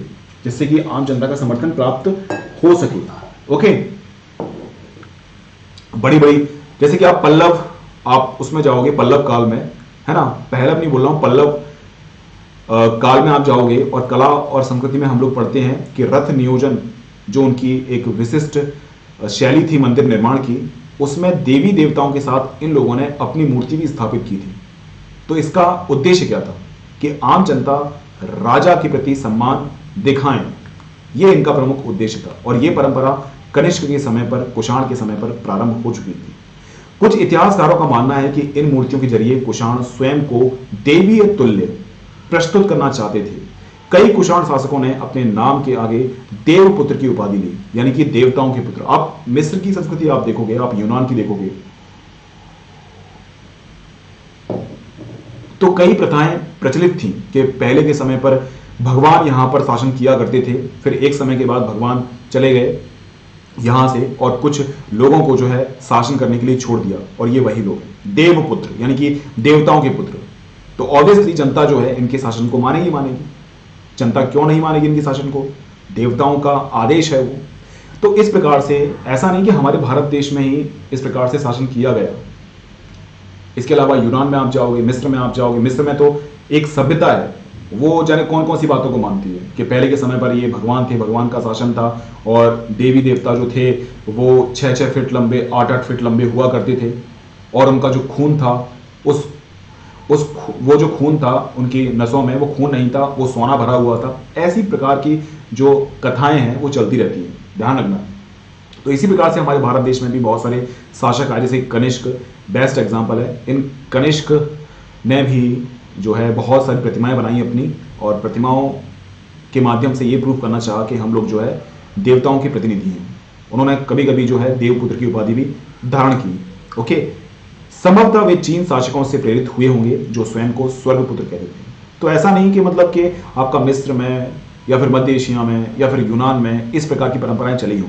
इस प्रकार की परंपराएं चीन में भी थी, जापान में भी थी। राजा का देवित्व सिद्धांत, और बलबन भी यही काम करेगा। ओके, बलबन भी आप देखना किस प्रकार से राजा के पद की जो गरिमा है उसको स्थापित करने के लिए देवीय सिद्धांत लेकर आएगा। चलिए आगे हम लोग बढ़ते हैं। 4वीं शताब्दी में गुप्त साम्राज्य सहित कई बड़े साम्राज्यों के साक्ष्य मिलते हैं। इनमें से कई साम्राज्य सामंतों पर निर्भर थे, अपना निर्वाह स्थानीय संसाधनों द्वारा करते थे, जिसमें भूमि पर नियंत्रण भी शामिल था। तो ऑब्वियसली आप ये सभी जानते हैं इस बात को कि मौर्य साम्राज्य हो, चाहे हर्यक वंश हो, चाहे कोई सा भी वंश हो, चाहे मुगल काल हो, चाहे सल्तनत काल हो, चाहे गुप्त काल हो, चाहे चोल काल हो, दक्षिण भारत हो चाहे उत्तर भारत हो, सभी के लिए रेवेन्यू का एक सोर्स था, वो था भूमि। भूमि के संसाधनों पर नियंत्रण स्थापित करके भूमि के ऊपर नियंत्रण स्थापित करके इन लोगों ने रेवेन्यू जनरेट किया। ओके, और रही बात राजस्व, राजस्व की जो दर है शासकों के शासन के हिसाब से चेंज होती रही। कभी खिलजी आए तो उनने 1/4 कर दिया, कभी 1/2 कर दिया, यानी कि आधा कर दिया। ओके, ये तो चेंज होती रहती है। बाकी तो आप ब्रिटिशर्स के टाइम पे तो आप जानते हैं रैयतवाड़ी, महालवाड़ी, जमींदारी, इस प्रकार की प्रथाओं के माध्यम से इन लोगों ने जो है हमारे भारत देश को लूटा। तो समय समय पर बहुत सारे शासक आए और इन शासकों ने राजस्व का जो प्रमुख साधन बनाया वो था आपकी भूमि, और भूमि पर जो मिलने वाले संसाधन हैं उसको प्रमुख संसाधन रेवेन्यू का साधन बनाया। वे शासकों का आदर करते थे, उनकी सैनिक सहायता भी करते थे। जो सामंत शक्तिशाली होते थे वे राजा भी बन जाते थे, जो राजा दुर्बल होते थे वे बड़े शासकों के अधीन हो जाते थे। मैंने आपसे क्या कहा था, एक बहुत बड़े साम्राज्य को संभालने के लिए कुछ गवर्नर की आवश्यकता होती है। तो आप समझना, एक समय के बाद ये जो गवर्नर होते हैं, गवर्नर अपने आप को मजबूत कर लेंगे। या तो केंद्र में सरकार है, अगर वो कमजोर होती है तो गवर्नर अपने आप को जो है, सामंत जो है अपने आप को स्वतंत्र कर लेंगे, या फिर अगर मजबूत है केंद्र में कोई राजा तो अपने आप को वो राजा के अधीन मान लेंगे, या फिर अपनी बेटी का विवाह कर देंगे जिससे कि उनको और स्वतंत्रता मिल जाए और पावर मिल जाए। ओके, ध्यान रखना, या तो ये बड़े बड़े शासकों के अधीन होते थे या फिर कमजोर होते से ही अपने आप को स्वतंत्र घोषित कर लिया करते थे दुर्बल राजा होने की वजह से। इसी प्रकार से सामंती व्यवस्था मौर्य साम्राज्य के बाद आना स्टार्ट हो जाती है। गुप्त शासकों का इतिहास साहित्य, सिक्कों और अभिलेखों की सहायता से लिया गया। साथ ही कवियों द्वारा अपने राजा स्वामी की प्रशंसा में लिखी प्रशस्तियां भी उपयोगी रहीं। यद्यपि इतिहासकार इन रचनाओं के आधार पर ऐतिहासिक तथ्य निकालने का प्रयास करते हैं, लेकिन उनके रचयिता तथ्यात्मक विवरण की अपेक्षा उन्हें काव्यात्मक ग्रंथ मानते हैं। तो आप सभी इस बात को जानते हैं कि शुरुआत से, चाहे वो हड़प्पा सभ्यता हो, तो कनिंघम हो या फिर जेम्स प्रिंसेप हो, सभी इतिहासकार पुरातात्विक साक्ष्यों को दरकिनार करते हुए साहित्यिक स्रोतों को एक एक साहित्यिक स्रोतों को जो है एक आधार मानते हैं, एक बेस मानते हैं, क्योंकि उससे सटीक जानकारी मिलती है। तो देखो, आप ध्यान रखना, साहित्यिक स्रोत हों या फिर सिक्के हों या फिर अभिलेख हों, ये साहित्यिक स्रोत हों, सिक्के हों या फिर अभिलेख हों, ये सभी किसके द्वारा लिखे जाते हैं? जो भी आपका दरबारी होगा, राजा, उसके द्वारा लिखे जाएंगे। और दरबारी कभी अपने राजा की बुराई करेगा? नहीं करेगा ना। तो कह सकते हैं कि इतिहास को हम लोग आज पढ़ते हैं तो हो सकता है कि उसमें कुछ ना कुछ चीजें जोड़ी गई हों, कुछ ना कुछ चीजें ऐसी हमें लगती हैं जो कि संभव नहीं है। तो ऐसा लगता है कि ये चीजें, यानी कि ये अभिलेख में जो लिखा गया है वो कहीं ना कहीं अतिशोक्ति है, यानी कि बड़ा चढ़ाकर बातों को लिखा गया है ना। तो बहुत सारे इतिहासकार इन सभी प्रमाणों को संदिग्ध दृष्टि से देखते हैं। उदाहरण के तौर पर हम लोग बात करते हैं इलाहाबाद स्तंभ अभिलेख के नाम से प्रसिद्ध प्रयाग प्रशस्ति। ये काफी महत्वपूर्ण है, ध्यान रखना, ये प्रयाग प्रशस्ति काफी महत्वपूर्ण, कई बार इस पर क्वेश्चन पूछे गए। क्वेश्चन पूछा गया है कि प्रयाग प्रशस्ति का निर्माण किसने किया था, प्रयाग प्रशस्ति में किस शासक के बारे में जानकारी दे रखी है, और प्रयाग प्रशस्ति में कौन कौन से आदेश लिखे गए हैं, ध्यान रखना, और किस किस राजा से संबंधित है, किस किस वंश से संबंधित है, ऐसे क्वेश्चन आपके बन जाते हैं। प्रयाग प्रशस्ति, इसकी रचना किसने की थी? हरिशरण ने। कईयों बार पूछा गया क्वेश्चन है, कईयों बार हरिशरण, ध्यान रखना, मोस्ट इंपोर्टेंट है। जो स्वयं गुप्त सम्राटों के संभवतः सबसे शक्तिशाली सम्राट समुद्रगुप्त के राजकवि थे। किसके? ये कईयों बार पूछा गया है कि हरिशरण जिनने प्रयाग प्रशस्ति लिखी है वो किस सम्राट के अधीन काम करते थे? तो वो थे समुद्रगुप्त। और आप सभी लोग जानते हैं समुद्रगुप्त एक ऐसा प्रतापी राजा था जो कभी भी कोई भी युद्ध नहीं हारा, चाहे छोटा हो चाहे बड़ा हो। हमने समुद्रगुप्त के बारे में पढ़ा था, और समुद्रगुप्त की तुलना नेपोलियन से की जाती है, जबकि बेवकूफ इंसान ये नहीं जानते हैं कि समुद्रगुप्त पहले आया था, नेपोलियन बाद में आया था। तो नेपोलियन की तुलना आप समुद्रगुप्त से कर सकते हो, समुद्रगुप्त की तुलना आप नेपोलियन से नहीं कर सकते हो। कई बार ये क्वेश्चन आता भी है कि भारत का नेपोलियन कौन था? समुद्रगुप्त नहीं, नेपोलियन तो अंतिम क्षण में हार गया था, लेकिन ये समुद्रगुप्त कभी नहीं हारे थे। ओके, ध्यान रखना इस बात का। क्योंकि आप सभी लोग जानते हैं ब्रिटिशर्स ने हमारे देश पर जो है एक लंबे समय तक शासन किया था, तो ऑब्वियसली आप सभी इस बात को जानते हैं, तो इतिहास होगा तो कहीं ना कहीं उनके पक्ष में मुड़ा हुआ होगा। तो ये सब चीजें हैं। ध्यान रखना, समुद्रगुप्त की प्रशस्ति के बारे में हम लोग बात करते हैं, ये किस प्रकार की जानकारी प्रदान करते हैं। ये प्रयाग प्रशस्ति का एक अंश है, ये प्रयाग प्रशस्ति का एक अंश है। ध्यान रखना, धरती पर उनका कोई प्रतिद्वंदी नहीं है, ऐसा लिखा हुआ था उसमें। अनेक गुणों और शुभ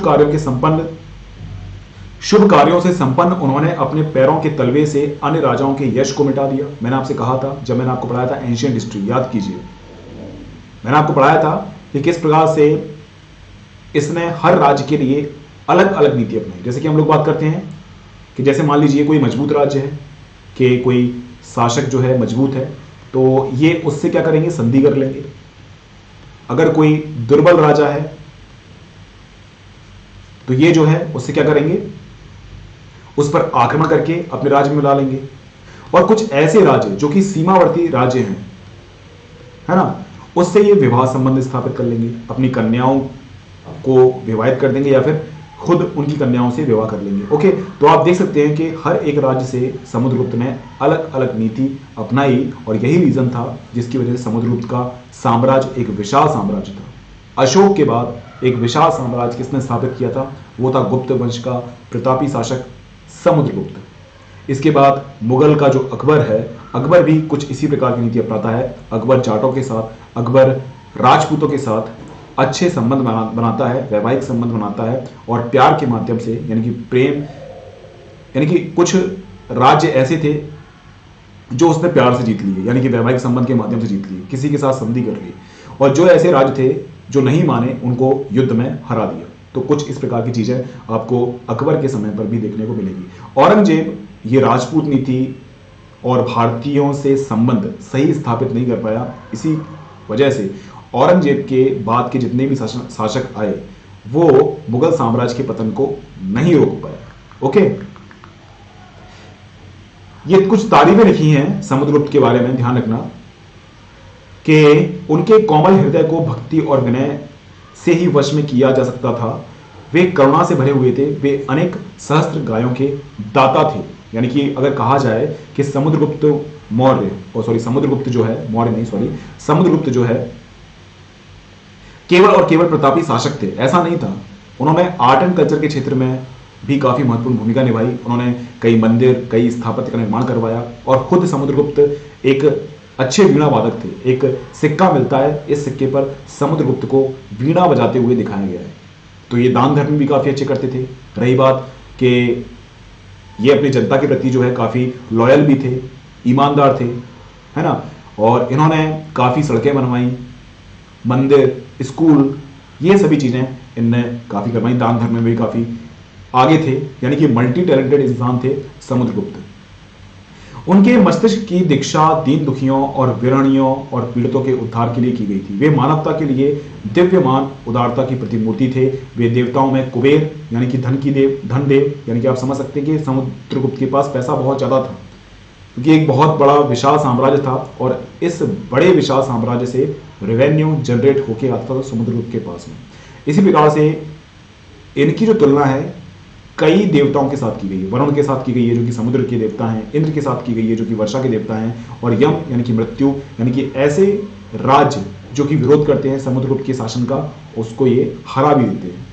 तो एक मल्टी टैलेंटेड इंसान जिसने जनता के कल्याण के लिए काफी काम किए, अपने राज्य का विस्तार किया, अपने राजकोष को आगे बढ़ाया, इन सभी कामों में समुद्रगुप्त की जितनी प्रशंसा की जाए उतनी ही कम है। हमारे इतिहास में सबसे प्रतापी शासक हुआ अशोका के बाद, वो थे समुद्रगुप्त। ओके, तभी तो नेपोलियन की तुलना की जाती है समुद्रगुप्त से। तो आज के बाद आप ये नहीं कहोगे कि भारत का नेपोलियन कौन था, आप ये कहोगे कि यूरोप का समुद्रगुप्त कौन था, वो था नेपोलियन, है ना।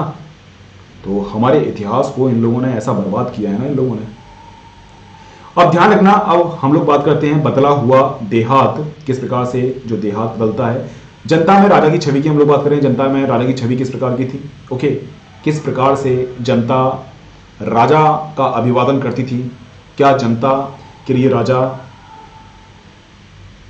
जन कल्याणकारी भूमिका निभाता था या फिर नहीं, राजा के सामने जनता की छवि कैसी थी। तो आप सभी लोग जानते हैं, अगर देखो जन कल्याणकारी भूमिका निभाएगा, अगर कोई ऐसा काम करेगा राजा, ओके, जिससे जनता खुश होगी तो जनता सपोर्ट करेगी, है ना। अगर जनता के लिए कोई राजा काम नहीं करेगा तो जनता उसको सपोर्ट नहीं करेगी। तो दो ऑप्शन हो सकते हैं राजा के पास। एक तो यह है कि राजा या फिर निरंकुश होना चाहिए, तानाशाह होना चाहिए, तलवार के बल पर जो है जनता पर शासन करे। अगर तलवार के बल पर वो शासन नहीं कर पाएगा और जनता के कल्याणकारी की भूमिका भी नहीं निभाएगा राजा, तो बहुत जल्दी वो सत्ता से बेदखल कर दिया जाएगा। ये थी। हम देखते हैं कि 6वीं ईसा पूर्व से लेकर 6वीं शताब्दी तक क्या भूमिका रही राजा की। राजाओं के बारे में प्रजा क्या सोचती थी। स्वाभाविक है कि अभिलेखों से सभी जवाब नहीं मिलते। वस्तुतः साधारण जनता द्वारा राजाओं के बारे में अपने विचार अनुभव के विवरण कम ही छोड़े गए हैं। फिर भी इतिहासकारों ने इसका निराकरण करने का प्रयास किया है। आप सभी जानते हैं ना इस बात को कि कोई भी अभिलेख होगा, कोई भी सिक्के होंगे, वो अपने आप को तो एक महान राजा ही प्रदर्शित करेंगे कि मैं एक बहुत ही महान राजा हूं, महाराजा धीराज, है ना, विक्रमादित्य, राजाओं का राजा, जनता के लिए कल्याण करने वाला, इतना सारा दान दिया, धर्म दिया, सब कुछ अभिलेख में लिखवा के जाएगा वो। लेकिन वाकई में उसने काम किया है या फिर नहीं किया है, इस बात के सबूत क्या हैं? क्योंकि कोई भी दरबारी अपने राजा की बुराई नहीं करेगा। ओके, तो जनता उसके बारे में क्या सोचती थी, इसके बारे में हमें बहुत ही कम जानकारी मिलती है। जो इतिहासकार ने लिख दिया है वही हमें मानना पड़ता है इस बात को, है ना। तो ध्यान रखना, आगे हम लोग बात करते हैं। उदाहरण के तौर पर जातक और पंचतंत्र जैसे ग्रंथों में वर्णित कथाओं की समीक्षा करके इतिहासकारों ने पता लगाया कि इनमें से अनेक कथाओं के स्रोत मौखिक किस्से और कहानियां हैं जिन्हें बाद में लिपिबद्ध किया गया होगा। जातक कथाएं पहले सहस्त्राब्दी के मध्य पाली में लिखी गई थी। आप इस बात को ध्यान रखना जो मैं आपको बता रहा हूं, कि कभी कभी कुछ चीजें जो हैं कथाओं के रूप में प्रचलित हो जाती है। जैसे मान लीजिए कि इस समय पर कोई राजा है, उसमें बहुत सारे काम, जैसे मान लीजिए कोई मोदी जी है ना, और मोदी जी का शासनकाल आप सभी लोग जानते हैं, एक बहुत बड़े समय तक इन लोगों मोदी जी ने शासन किया है और अभी भी हमारे प्रधानमंत्री हैं। ओके, तो अगर इनने बहुत बड़े बड़े काम किए हैं तो विभिन्न काल खंडों तक इनको याद किया जाएगा। ओके, तो मोदी के बारे में कुछ स्टोरी, कुछ कथाएं प्रचलित हो जाएंगी कि भाई एयर स्ट्राइक करवाई थी बालाकोट में और किस प्रकार से इन लोगों ने जो मोदी जी ने जो है क्या नाम से जीएसटी बिल लेकर आए थे। मैं सिर्फ और सिर्फ आपको एग्जांपल दे रहा हूं। अब एक समय के बाद कुछ लोग आएंगे, वो मोदी जी के बारे में किताब लिख देंगे। अब बाद के जो इतिहासकार आएंगे, यानी कि मान लीजिए 100 साल बीत गए, 200 साल बीत गए, 300 साल बीत गए, उसके बाद जो इतिहासकार जब मोदी जी के इतिहास के बारे में पढ़ेंगे तो वो साहित्यिक स्रोतों को तो आधार मानेंगे ना। उस साहित्यिक स्रोतों में कहीं ना कहीं जो है मोदी जी के शासन के बारे में कुछ बातें जोड़ दी जाएंगी और कुछ बातें जो है हटा दी जाएंगी। अब मोदी जी के शासन से हर कोई खुश तो नहीं है ना, है ना, कुछ लोग परेशान भी हैं, कुछ लोग खुश भी हैं। तो जो मोदी जी का समर्थन करते हैं वो साहित्यिक स्रोत में क्या करेंगे, मोदी जी की तारीफ करेंगे, और जो खुश नहीं है वो मोदी जी की बुराई करेंगे। और पहले के देखो, आज तो हमारे देश में लोकतंत्र है, तो लोकतंत्र के समय में हमें आज़ादी मिलती है इस बात की कि हम लोग आलोचना भी कर सकते हैं और समालोचना भी कर सकते हैं। लेकिन राजा के समय पर इस प्रकार की चीजें नहीं हुआ करती थी। तो कुछ ग्रंथ हमें मिलते हैं, उस ग्रंथ को आधार मानते हुए हम लोग राजा के शासन के बारे में जानकारी लेते हैं कि राजा और जनता के बीच में संबंध किस प्रकार के थे। गद तिंदु जातक नामक एक कहानी में बताया गया है कि एक कुटिल राजा की प्रजा किस प्रकार से दुखी रहती है। इन लोगों में वृद्ध महिलाएं, पुरुष, किसान, पशुपालक, ग्रामीण बालक और यहां तक कि जानवर भी शामिल है। तो ऐसा नहीं है कि हर समय पर कोई अच्छा ही राजा आए, समय समय पर कुछ बुरे राजा भी शासन करते हैं और ये बुरे राजाओं का शासन जो है काफी परेशान करता है जनता को, क्योंकि निरंकुश शासक है। अगर कोई आवाज उठाएगा तलवार के बल पर जो है उसका धड़ काट दिया जाएगा। इस प्रकार की चीजें देखने को मिली होंगी आपको, है ना। तो निरंकुश राजा की कहानी भी आपने सुनी होगी, अंधेर नगरी, चौपट राजा, है ना, टके शेर भाजी, टके शेर खाजा, इस प्रकार की चीजें आपने देखी होंगी। तो बहुत सारे शासक ऐसे रहे हैं जिन्होंने जनता के लिए काफी जन कल्याणकारी भूमिका निभाई। जैसे कि हम लोग बात करें समुद्रगुप्त की, अकबर की हम लोग बात करें, अशोका की हम लोग बात करें, चंद्रगुप्त मौर्य की बात करें। ओके, इसी प्रकार से फिरोज शाह तुगलक ने भी काफी काम किया था, है ना। मोहम्मद बिन तुगलक ने भी थोड़े बहुत काम किए थे। तो ऐसे कुछ राजा आए हैं जिनका कार्यक्रम काफी अच्छा रहा है, जिसमें जनता काफी खुश रही है। लेकिन कुछ राजा ऐसे हुए हैं जो कि काफी बेकार टाइप के थे, निरंकुश थे। उनके समय में सभी लोग परेशान थे, चाहे पुरुष हो, चाहे किसान हो, चाहे कारीगर हो, चाहे कोई भी हो, सभी लोग परेशान थे। ओके, जब राजा अपनी पहचान बदलकर प्रजा के बीच में यह पता लगाने गया कि लोग उसके बारे में क्या सोचते हैं, तो एक एक कर सब ने अपने दुखों के लिए राजा को भला बुरा कहा। उसकी शिकायत थी कि रात में डकैत उन पर हमला करते हैं, तो दिन में कर इकट्ठा करने वाले अधिकारी ऐसी परिस्थिति में से बचने के लिए लोग अपने अपने गांव को छोड़कर जंगल में बस गए। कुछ देखो, कभी कभी देखो, मैं आपको बताऊं कि जैसे कि हम लोग रिपोर्ट मंगवाते हैं, है ना, जैसे कि सरकार चल रही है, सरकार रिपोर्ट मंगवाती है अपने अधिकारियों के माध्यम से, देखो जाओ कि शासन किस प्रकार चल रहा है, जनता खुश है या फिर नहीं है। तो अधिकारी हैं वो क्या रिपोर्ट देंगे, हाँ सब कुछ बढ़िया चल रहा है, मस्त तरीके से, है ना। राजा को समय समय पर जो है सर्वेक्षण करना चाहिए। आपने देखा होगा कि आपने देखा होगा, आपने सुना भी होगा कि चाणक्य के समय पर जो आपका चंद्रगुप्त मौर्य है, वो भी आम जनता का भेष धारण करके जनता के बीच में जाता था और पूछता था कि भैया बताओ आपका राजा जो है कैसा है। तो कुछ लोग जो है राजा की बुराई करते थे, कुछ लोग अधिकारियों की बुराई करते थे। तो वो इस प्रकार से जो है अपने प्रशासन की देखरेख डायरेक्ट करते थे। और यही काम किसने किया था, अकबर ने भी यही काम किया था। अकबर भी समय समय पर जनता के बीच में भेष बदलकर जाता था और उनसे पूछता था कि वाकई में अधिकारी आपको परेशान करते हैं, और वो अधिकारी हैं तो कौन से अधिकारी हैं, उनका नाम बताओ, और फिर उनको दंड दिया जाता था। तो अधिकारी अगर झूठी रिपोर्ट प्रस्तुत करता है, उसके बाद राजा निरीक्षण करता है और राजा ने यह पाया कि जनता दुखी है, तो आप समझ सकते हैं उसकी खैर होती नहीं थी उस अधिकारी की।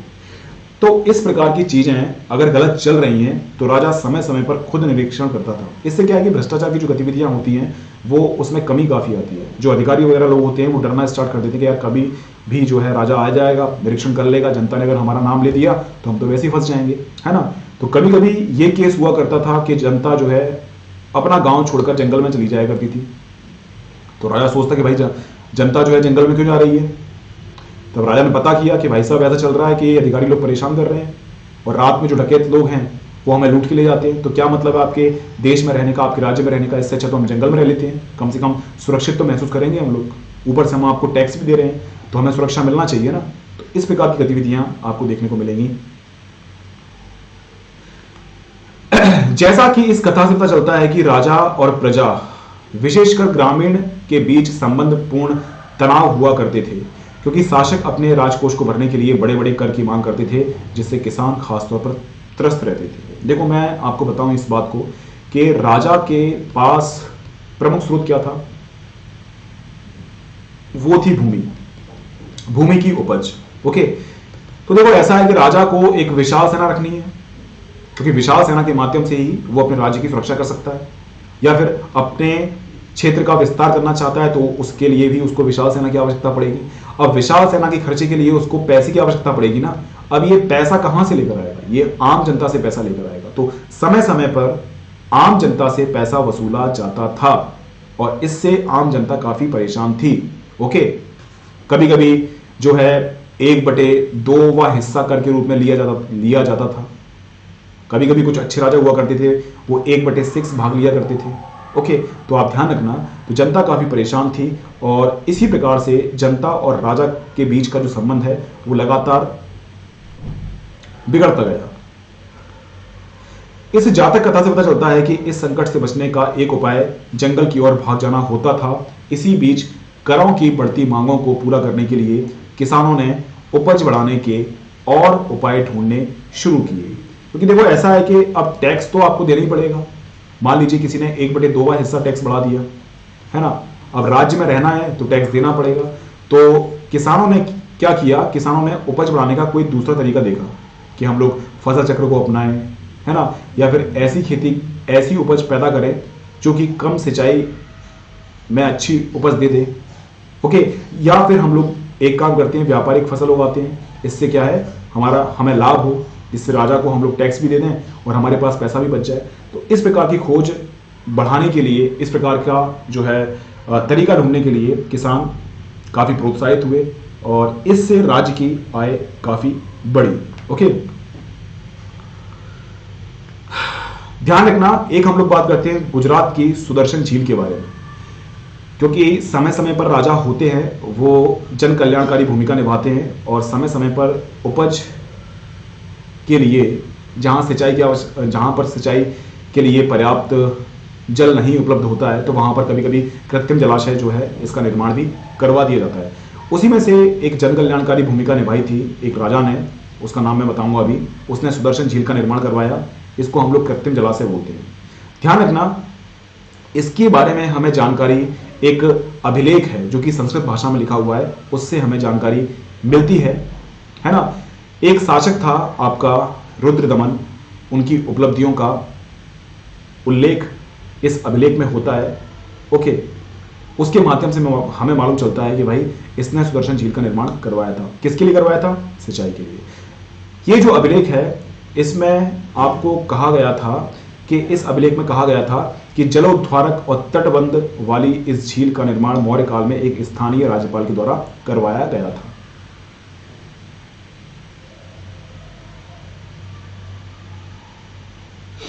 ठीक है ना।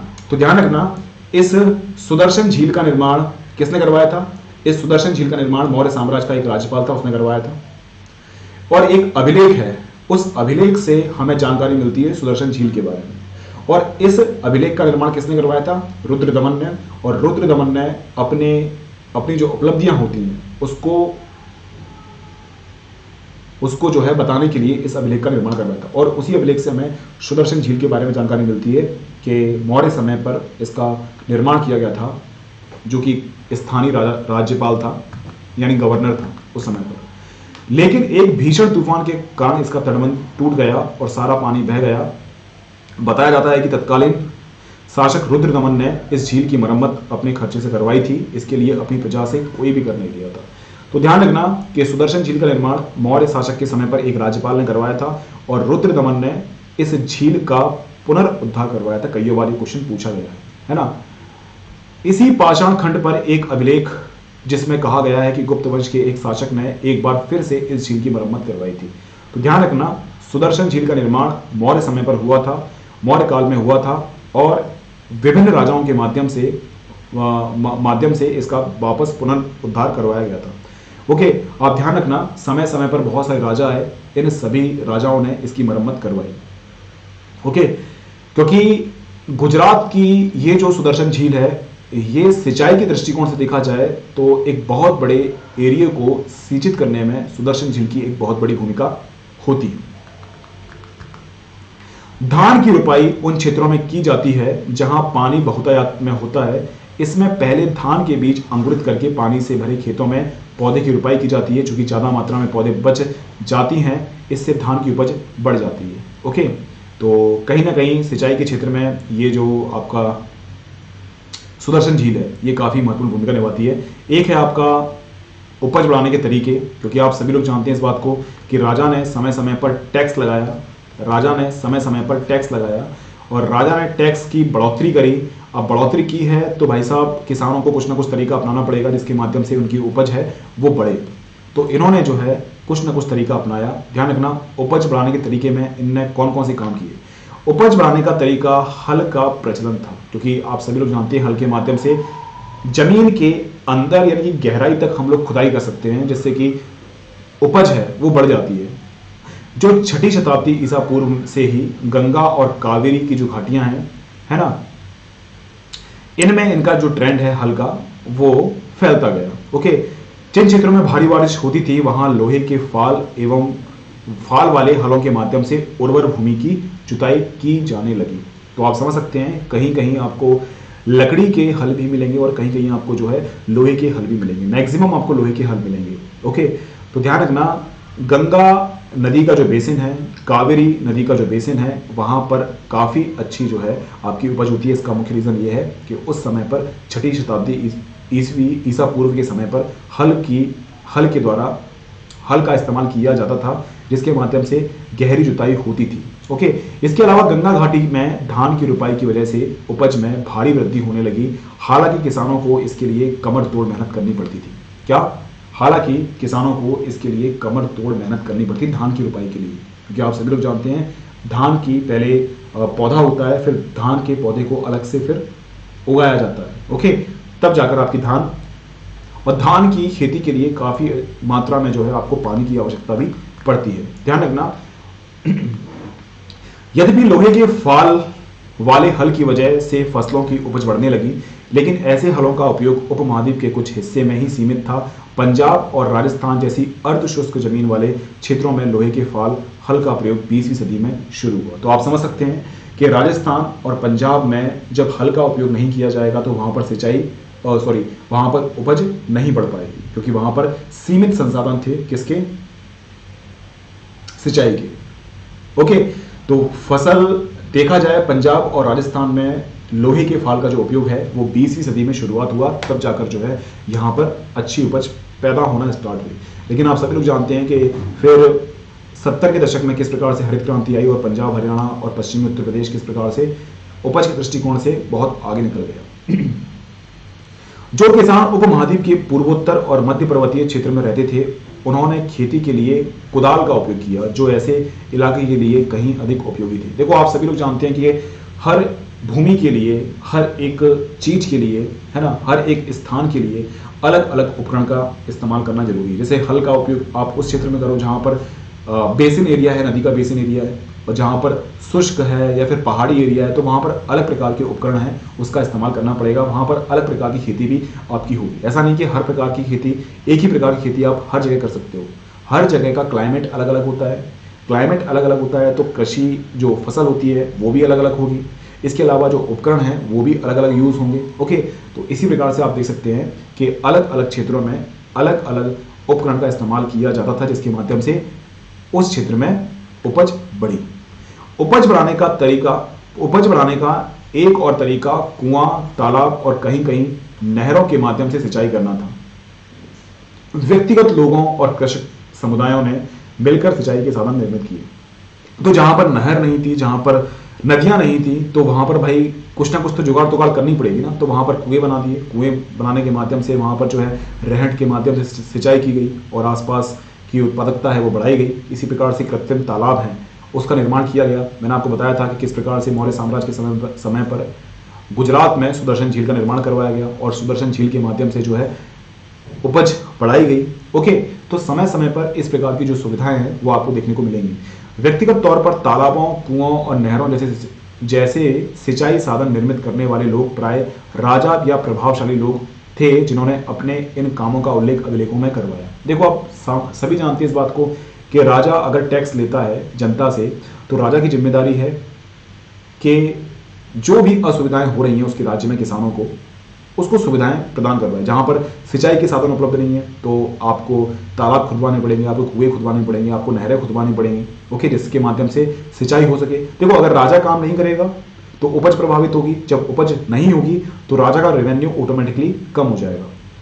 ये बात तो हमारे लोकल राजा समझते थे, लेकिन जब ब्रिटिशर्स आए, ब्रिटिशर्स लोगों ने कुछ भी काम नहीं करवाया। ना तो सिंचाई के लिए साधन उपलब्ध करवाए, ना ही किसानों को ऋण दिया, है ना। सिर्फ और सिर्फ टैक्स पे टैक्स, टैक्स पे टैक्स, टैक्स पे टैक्स बढ़ाते गए और टैक्स को चुकाने के चक्कर में किसान साहूकार के पास गए, साहूकार से ऋण लिया।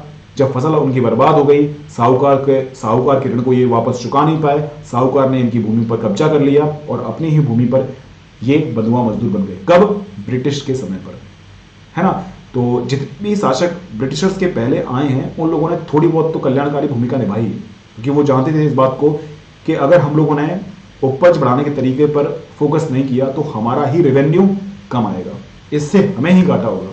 किसान की उपज बढ़ेगी तो हमें भी काफी फायदा होगा। इस बात को वहां के राजा जानते थे। ध्यान रखना, सीमाओं का महत्व की हम लोग बात करते हैं कि सीमाएं क्या हैं। मनुस्मृति आरंभिक भारत का सबसे प्रसिद्ध विधि ग्रंथ है।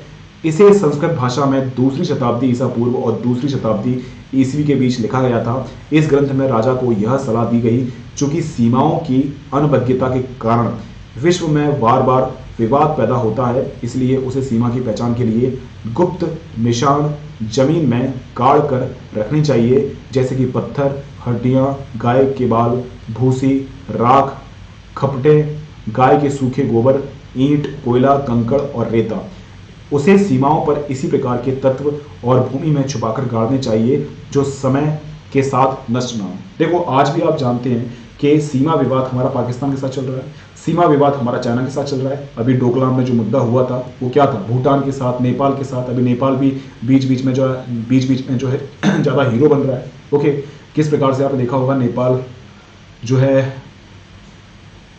ना, तो इस प्रकार की चीज़ें आपको देखने को मिल रही हैं। तो सीमा विवाद ऐसा नहीं है कि ये सीमा विवाद अभी से पैदा हुआ है कि भाई हमारा भारत देश आज़ाद हुआ है तभी से सीमा विवाद पाकिस्तान के साथ या फिर चाइना के साथ स्टार्ट हुआ है। ये सीमा विवाद आपको राजा महाराजाओं के टाइम पर भी देखने को मिलेगा, है ना, कि ये मेरी सीमा है, ये मेरी सीमा है, और इसी के चक्कर में जो है आपकी लड़ाई झगड़े होना स्टार्ट हो जाएंगे। एक राजा जो है दूसरे राजा पर आक्रमण कर देगा। इस प्रकार की चीज़ें आपको देखने को मिलेंगी, है ना। तो ध्यान रखना, मनुस्मृति में स्पष्ट तौर पर कहा गया है कि आप एक काम करो, अपनी सीमा का निर्धारण कर दो, है ना। जैसे ये डिसाइड हो जाए कि देखो यहाँ पर पत्थर गड़ा हुआ है तो ये सीमा मेरी है। अगर आप निश्चित सीमा नहीं बनाओगे, कोई कठोर बाड़ वगैरह नहीं लगाओगे, तो हमेशा सीमा विवाद चलता रहेगा। तो सीमाओं का महत्व तो आप जानते हैं ना। ओके, सीमाओं का कितना महत्व था। अब ध्यान रखना, यहाँ पर हम लोग बात कर रहे हैं ग्रामीण समाज में विभिन्नताएं। तो कुछ गांव ऐसे थे जो कि काफ़ी विकसित हुए थे और कुछ गांव ऐसे थे जो काफ़ी पिछड़े हुए थे। तो हम लोग बात करेंगे कौन से राज्य कैसे पिछड़े हुए थे, क्या आधार था इनका।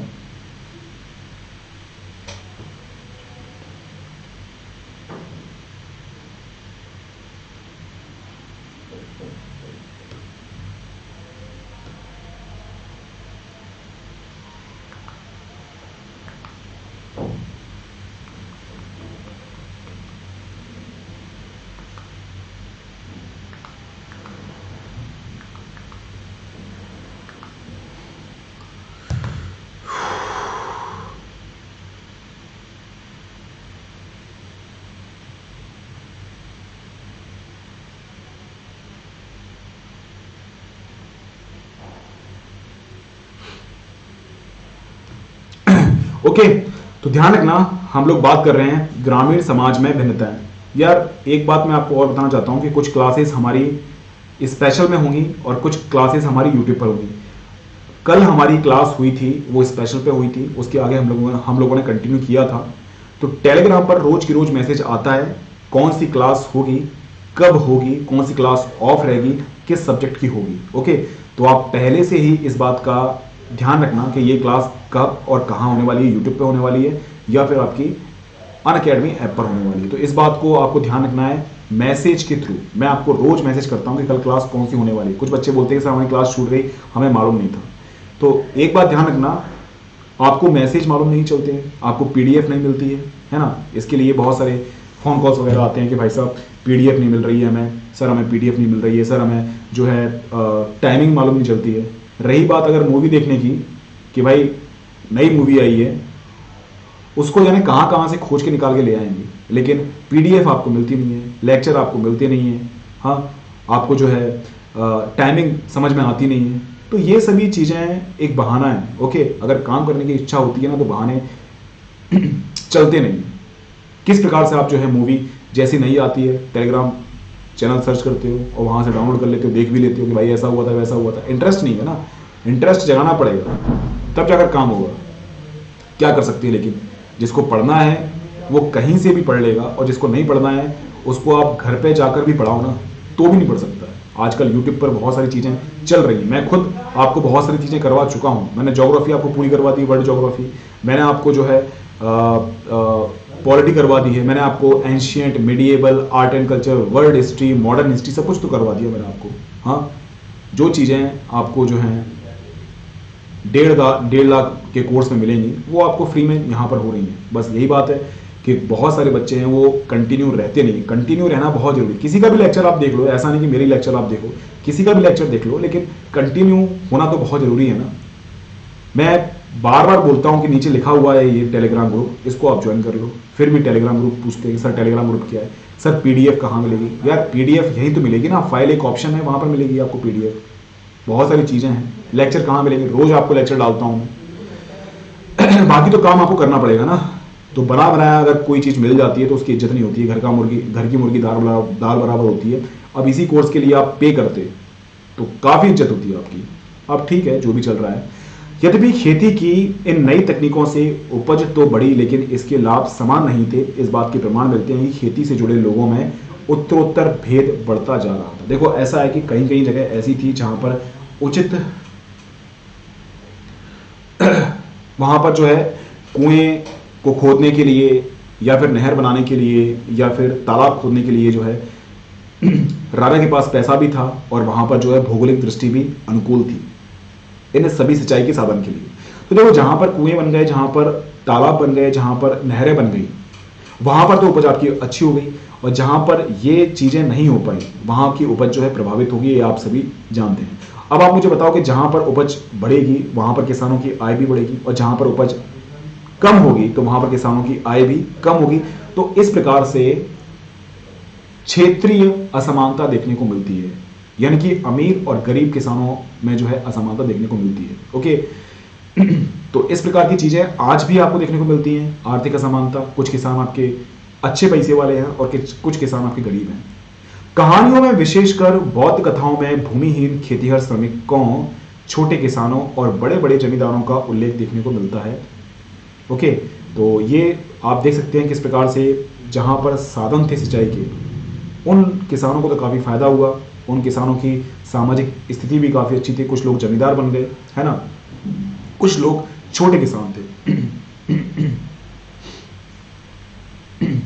ये एक शब्दावली है, गृहपति का प्रयोग छोटे किसानों और जमींदारों के लिए किया जाता था। बड़े बड़े जमींदारों और ग्राम प्रधान शक्तिशाली माने जाते थे जो प्राय किसानों पर नियंत्रण स्थापित रखते थे, है ना।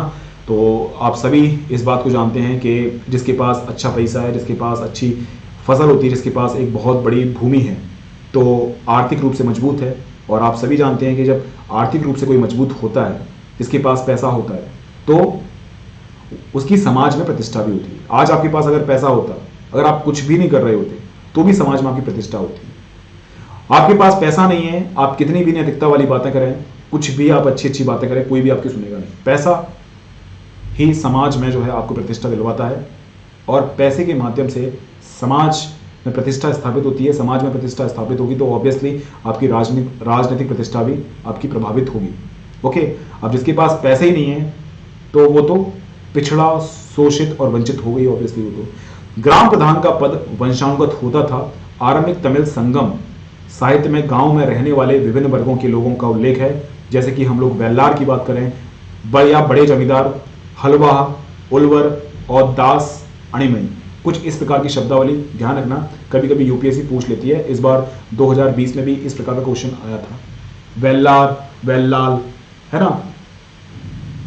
इस प्रकार की चीजें आपको देखने को मिलेंगी। ये शब्दावली पूछ लेता है कि वेल्लार का संबंध किससे है, कोई अधिकारी था, ग्राम मुखिया था, किसान था, छोटा किसान था, बड़ा किसान था, क्या था, है ना। तो ध्यान रखना, इनके कुछ नाम हैं, चोल काल में आपको देखने को मिलेंगे, गुप्त काल में आपको देखने को मिलेंगे, जो समय समय पर यूपीएससी में क्वेश्चन पूछ लिए जाते हैं, है ना। तो इसलिए एनसीईआरटी काफी महत्वपूर्ण हो जाती है। यह संभव है कि वर्गों की यह विभिन्नता भूमि के स्वामित्व, श्रम और नई प्रौद्योगिकी के उपयोग पर आधारित हो। ऐसी परिस्थिति में भूमि का स्वामित्व महत्वपूर्ण हो गया, जिसकी चर्चा प्राय विधि ग्रंथों में की जाती है। तो आप सभी लोग जानते हैं जिसके पास अच्छी अच्छी तकनीक है, जिसके पास अच्छे अच्छे उपकरण हैं, जिसके पास श्रमिक हैं, है ना, जिसके पास खुद की भूमि है, तो वो तो वैसे भी अमीर किसान की श्रेणी में आ जाएगा, उसका रेवेन्यू ऑब्वियसली बढ़ जाएगा, ठीक है ना। आगे ध्यान रखना, हम लोग बात करते हैं गृहपति के बारे में। तो गृहपति घर का मुखिया होता था और घर में रहने वाली महिलाओं, बच्चों और नौकरों और दासों पर नियंत्रण रखता था। कौन था ये घर का मुखिया था। ध्यान रखना, जिस प्रकार से आपके घर के मुखिया आपके दादा होंगे या फिर आपके पापा होंगे, तो इसी प्रकार से जो दादा और पापा होते हैं घर के सभी सदस्यों पर नियंत्रण रखते हैं, चाहे वो महिला हो, चाहे वो बच्चे हो, चाहे वो नौकर हो। ओके तो ध्यान रखना, ये भी एक मुखिया होता था। घर से जुड़े भूमि, जानवर या फिर अन्य सभी वस्तुओं का वह मालिक होता था, है ना। तो घर में कौन सी चीज खत्म हो गई है, कौन सी चीज आनी है ना, कितना खर्च करना है, कितना रेवेन्यू है, ये सभी हिसाब किताब मालिक के पास ही होता है। कभी कभी इस शब्द का प्रयोग नगरों में रहने वाले संभ्रांत व्यक्तियों और व्यापारियों के लिए भी होता है। तो ध्यान रखना, ये जो शब्दावली है कभी कभी आपसे पूछ ली जाएगी। इस शब्दावली को ध्यान रखना, ये क्या होता है, घर का मुखिया होता है। ध्यान रखना, एक छोटे से गांव का जीवन किस प्रकार से होता है। हर्ष चरित्र संस्कृत में लिखी गई कन्नौज के शासक हर्षवर्धन की जीवनी है ना। हर्ष चरित्र आप ध्यान रखना, ये कई बार पूछा हुआ क्वेश्चन है। ये हर्ष चरित्र है वो हर्षवर्धन की एक जीवनी है। किसने लिखी थी? ये बाणभट्ट ने। कई बार क्वेश्चन पूछा गया है, तो इसको लगा लेना स्टार पे स्टार, स्टार पे star, 10 star, 4 star, 5 star. Okay, तो ध्यान रखना ये लगभग 7वीं शताब्दी ईस्वी के समय पर इसको लिखा गया था। और हर्षवर्धन के ये कवि थे कौन? बाणभट्ट, जिन्होंने जो है हर्ष के बारे में जो है जीवनी लिखी है।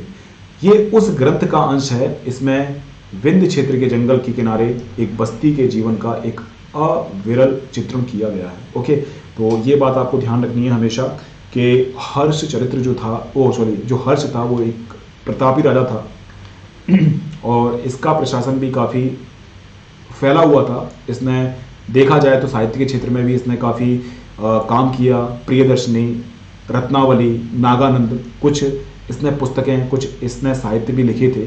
तो कहा जा सकता है कि साहित्य के क्षेत्र में भी इसने एक बहुत बड़ी भूमिका निभाई। और कहा जाता है कि इसके समय पर, हर्ष के समय पर कुछ ऐसे कलाकार थे, है ना, जिन्होंने देखा जाए साहित्य के क्षेत्र में, देखा जाए खगोल शास्त्र के क्षेत्र में, गणित के क्षेत्र में काफ़ी महत्वपूर्ण भूमिका निभाई। तो एक प्रतापी राजा, साथ में एक ऐसा राजा था जिसने कि हमेशा जन कल्याणकारी भूमिका निभाई है, जनता के भले के लिए काम किया है। ओके, ध्यान रखना हम लोग हर्ष के बारे में बात कर रहे हैं। हर्ष के समय पर कैसा प्रकार का जीवन था, ध्यान रखना। बस्ती के किनारे का अधिकांश क्षेत्र जंगल है और यहाँ धान की उपज वाली खलियान उपजाऊ भूमि के हिस्सों को छोटे किसानों ने आपस में बांट लिया है। यहाँ के अधिकांश लोग कुदाल का प्रयोग करते हैं क्योंकि घास से भरी भूमि में हल चलाना मुश्किल है। बहुत कम हिस्से साफ है, जो भी हैं उसे काली मिट्टी और काले लोही। यानी एक छोटा जो गांव है ना, उसकी हम लोग बात कर रहे हैं। किस प्रकार के वहाँ की किस प्रकार वहाँ पर जो है फसल होती है, किस प्रकार की फसल होती है, किस प्रकार के उपकरण का ये यूज़ करते हैं, है ना, हल का यूज़ करते हैं, किस प्रकार की मिट्टी है, कुछ इस प्रकार की चीज़ें आपको देखने को मिलेगी यहाँ पर। ओके, चलिए 1 मिनट रुको। यहाँ लोग पेड़ की छाल के गट्टर लेकर चलते हैं। फूलों से भरे अनगिनत बोरे, अलसी, सन, भारी मात्रा में शहद, मोरपंख, मोम, लकड़ी और घास के बोझ लेकर आते जाते रहते हैं। ध्यान रखना हम लोग बात कर रहे हैं एक छोटे से गांव का जीवन। उस समय पर जब हर्ष था, हर्ष या फिर कोई भी आपका हो, है ना, उस समय पर किस प्रकार से जो है ग्रामीण जीवन होता था। आज के समय में आप ग्रामीण जीवन देखोगे, आप गांव में जाओगे तो कुछ इस प्रकार की चीजें भी आपको देखने को मिलेंगी। आज भी जो है ग्रामीण अर्थव्यवस्था पहले की तरह ही चलती है। ओके, ग्रामीण महिलाएं रास्ते में बसे गांव में जाकर बेचने को तत्पर रहती थी। जो भी इनने इकट्ठा किया है, घास वगैरह, शहद, मोरपंख वगैरह, मोम, लकड़ी वगैरह, इसके माध्यम से इनका जो है जीवन निर्वाह चलता था। उनके सिरों पर जंगल से एकत्र किए गए फलों की टुकड़ियां हुआ करती थी। अब ये कुछ फल जो है अपने खाने के लिए यूज करते थे और कुछ फल मार्केट में बेच दिया करते थे। ये इनकी जीविका का एक प्रमुख साधन हुआ करता था। ध्यान रखना हम लोग बात कर रहे हैं भूमिदान और नए संभ्रांत ग्रामीण। ओके, किस प्रकार से जो है भूमिदान की परंपरा स्टार्ट हुई, आप सभी जानते हैं ना इस बात को।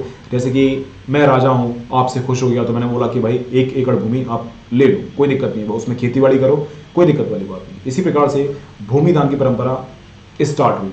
कुछ अधिकारी शासन के थे, उनको भूमि दान दे दी गई। कुछ पंडित लोग थे, कुछ ब्राह्मण लोग थे, कुछ बौद्ध और जैन संत थे, उनको भी भूमि दान दी गई कि जाओ आप अपने जो है मठ की स्थापना करो, आप अपने मंदिर की स्थापना करो।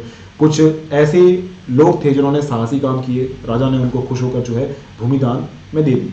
तो ध्यान रखना इस भूमि दान की परंपरा के माध्यम से किस प्रकार से सामंती वर्ग का उदय होता है। ओके, ईस्वी की आरंभिक शताब्दियों से ही भूमि दान के प्रमाण देखने को मिलते हैं। इनमें से कई के उल्लेख अभिलेखों में मिलते हैं। इनमें से कुछ अभिलेख पत्थरों पर लिखे गए हैं, लेकिन अधिकांश ताम्र पत्रों पर खुदे होते थे, जिन्हें संभवतः उन लोगों को प्रमाण के रूप में दिया जाता था जो भूमि दान लेते थे। तो आप बात ध्यान रखना इस बात का कि जितने भी राजा हुए जिन्होंने भूमि दान दी है, इसकी जानकारी हमें कहाँ से मिलती है? अभिलेख के माध्यम से मिलती है कि एक राजा था, जैसे कि मान लीजिए अशोक का अभिलेख है। अशोक के अभिलेख में लिखा गया है कि इतनी भूमि इस धर्म के लिए जो है दे दी गई है। तो बहुत राजा आए और इन राजाओं ने भूमि दान के माध्यम से भूमि के एक बड़े क्षेत्र को जो है दान दे दिया, और इसी भूमि से वो लोग जो है निर्वाह करते थे, टैक्स वैक्स वसूलते थे और उनके माध्यम से उनका काम वाम चलता था। ओके, इस प्रकार से आज के समय में हम लोग दान के रूप में पैसे देते हैं ना, उस प्रकार से उस समय पर भूमिदान दिया जाता था, जिससे सामंती व्यवस्था आगे निकलकर सामने आती है। भूमिदान के जो प्रमाण मिले हैं वे साधारण तौर पर धार्मिक संस्थाओं, ब्राह्मणों को दिए गए हैं कि भाई कोई बौद्ध धर्म का भिक्षु है या फिर जैन धर्म का भिक्षु है, उसको दे दिया कि भाई जाओ तुम अपने मठ की स्थापना करो, विहार की स्थापना करो, स्तूप की स्थापना करो, या फिर ब्राह्मण से बोला कि भाई जाओ आप अपने मंदिरों की स्थापना कर लो। ओके, अधिकांश अभिलेख आपके संस्कृत में थे, क्योंकि उस समय पर राजाओं की जो बोली थी वो संस्कृत थी, विद्वान भी संस्कृत बोलते थे, उच्च कुलीन के वर्ग जो के लोग हैं वो भी संस्कृत बोला करते थे। विशेषकर 7वीं शताब्दी के बाद अभिलेखों के कुछ अंश संस्कृत में देखने को मिलते हैं और कुछ तमिल और तेलुगु जैसी स्थानीय भाषाओं में हैं। आइए एक ऐसे अभिलेख पर ध्यान से विचार करते हैं। कुछ अभिलेख के बारे में हम लोग बात करेंगे।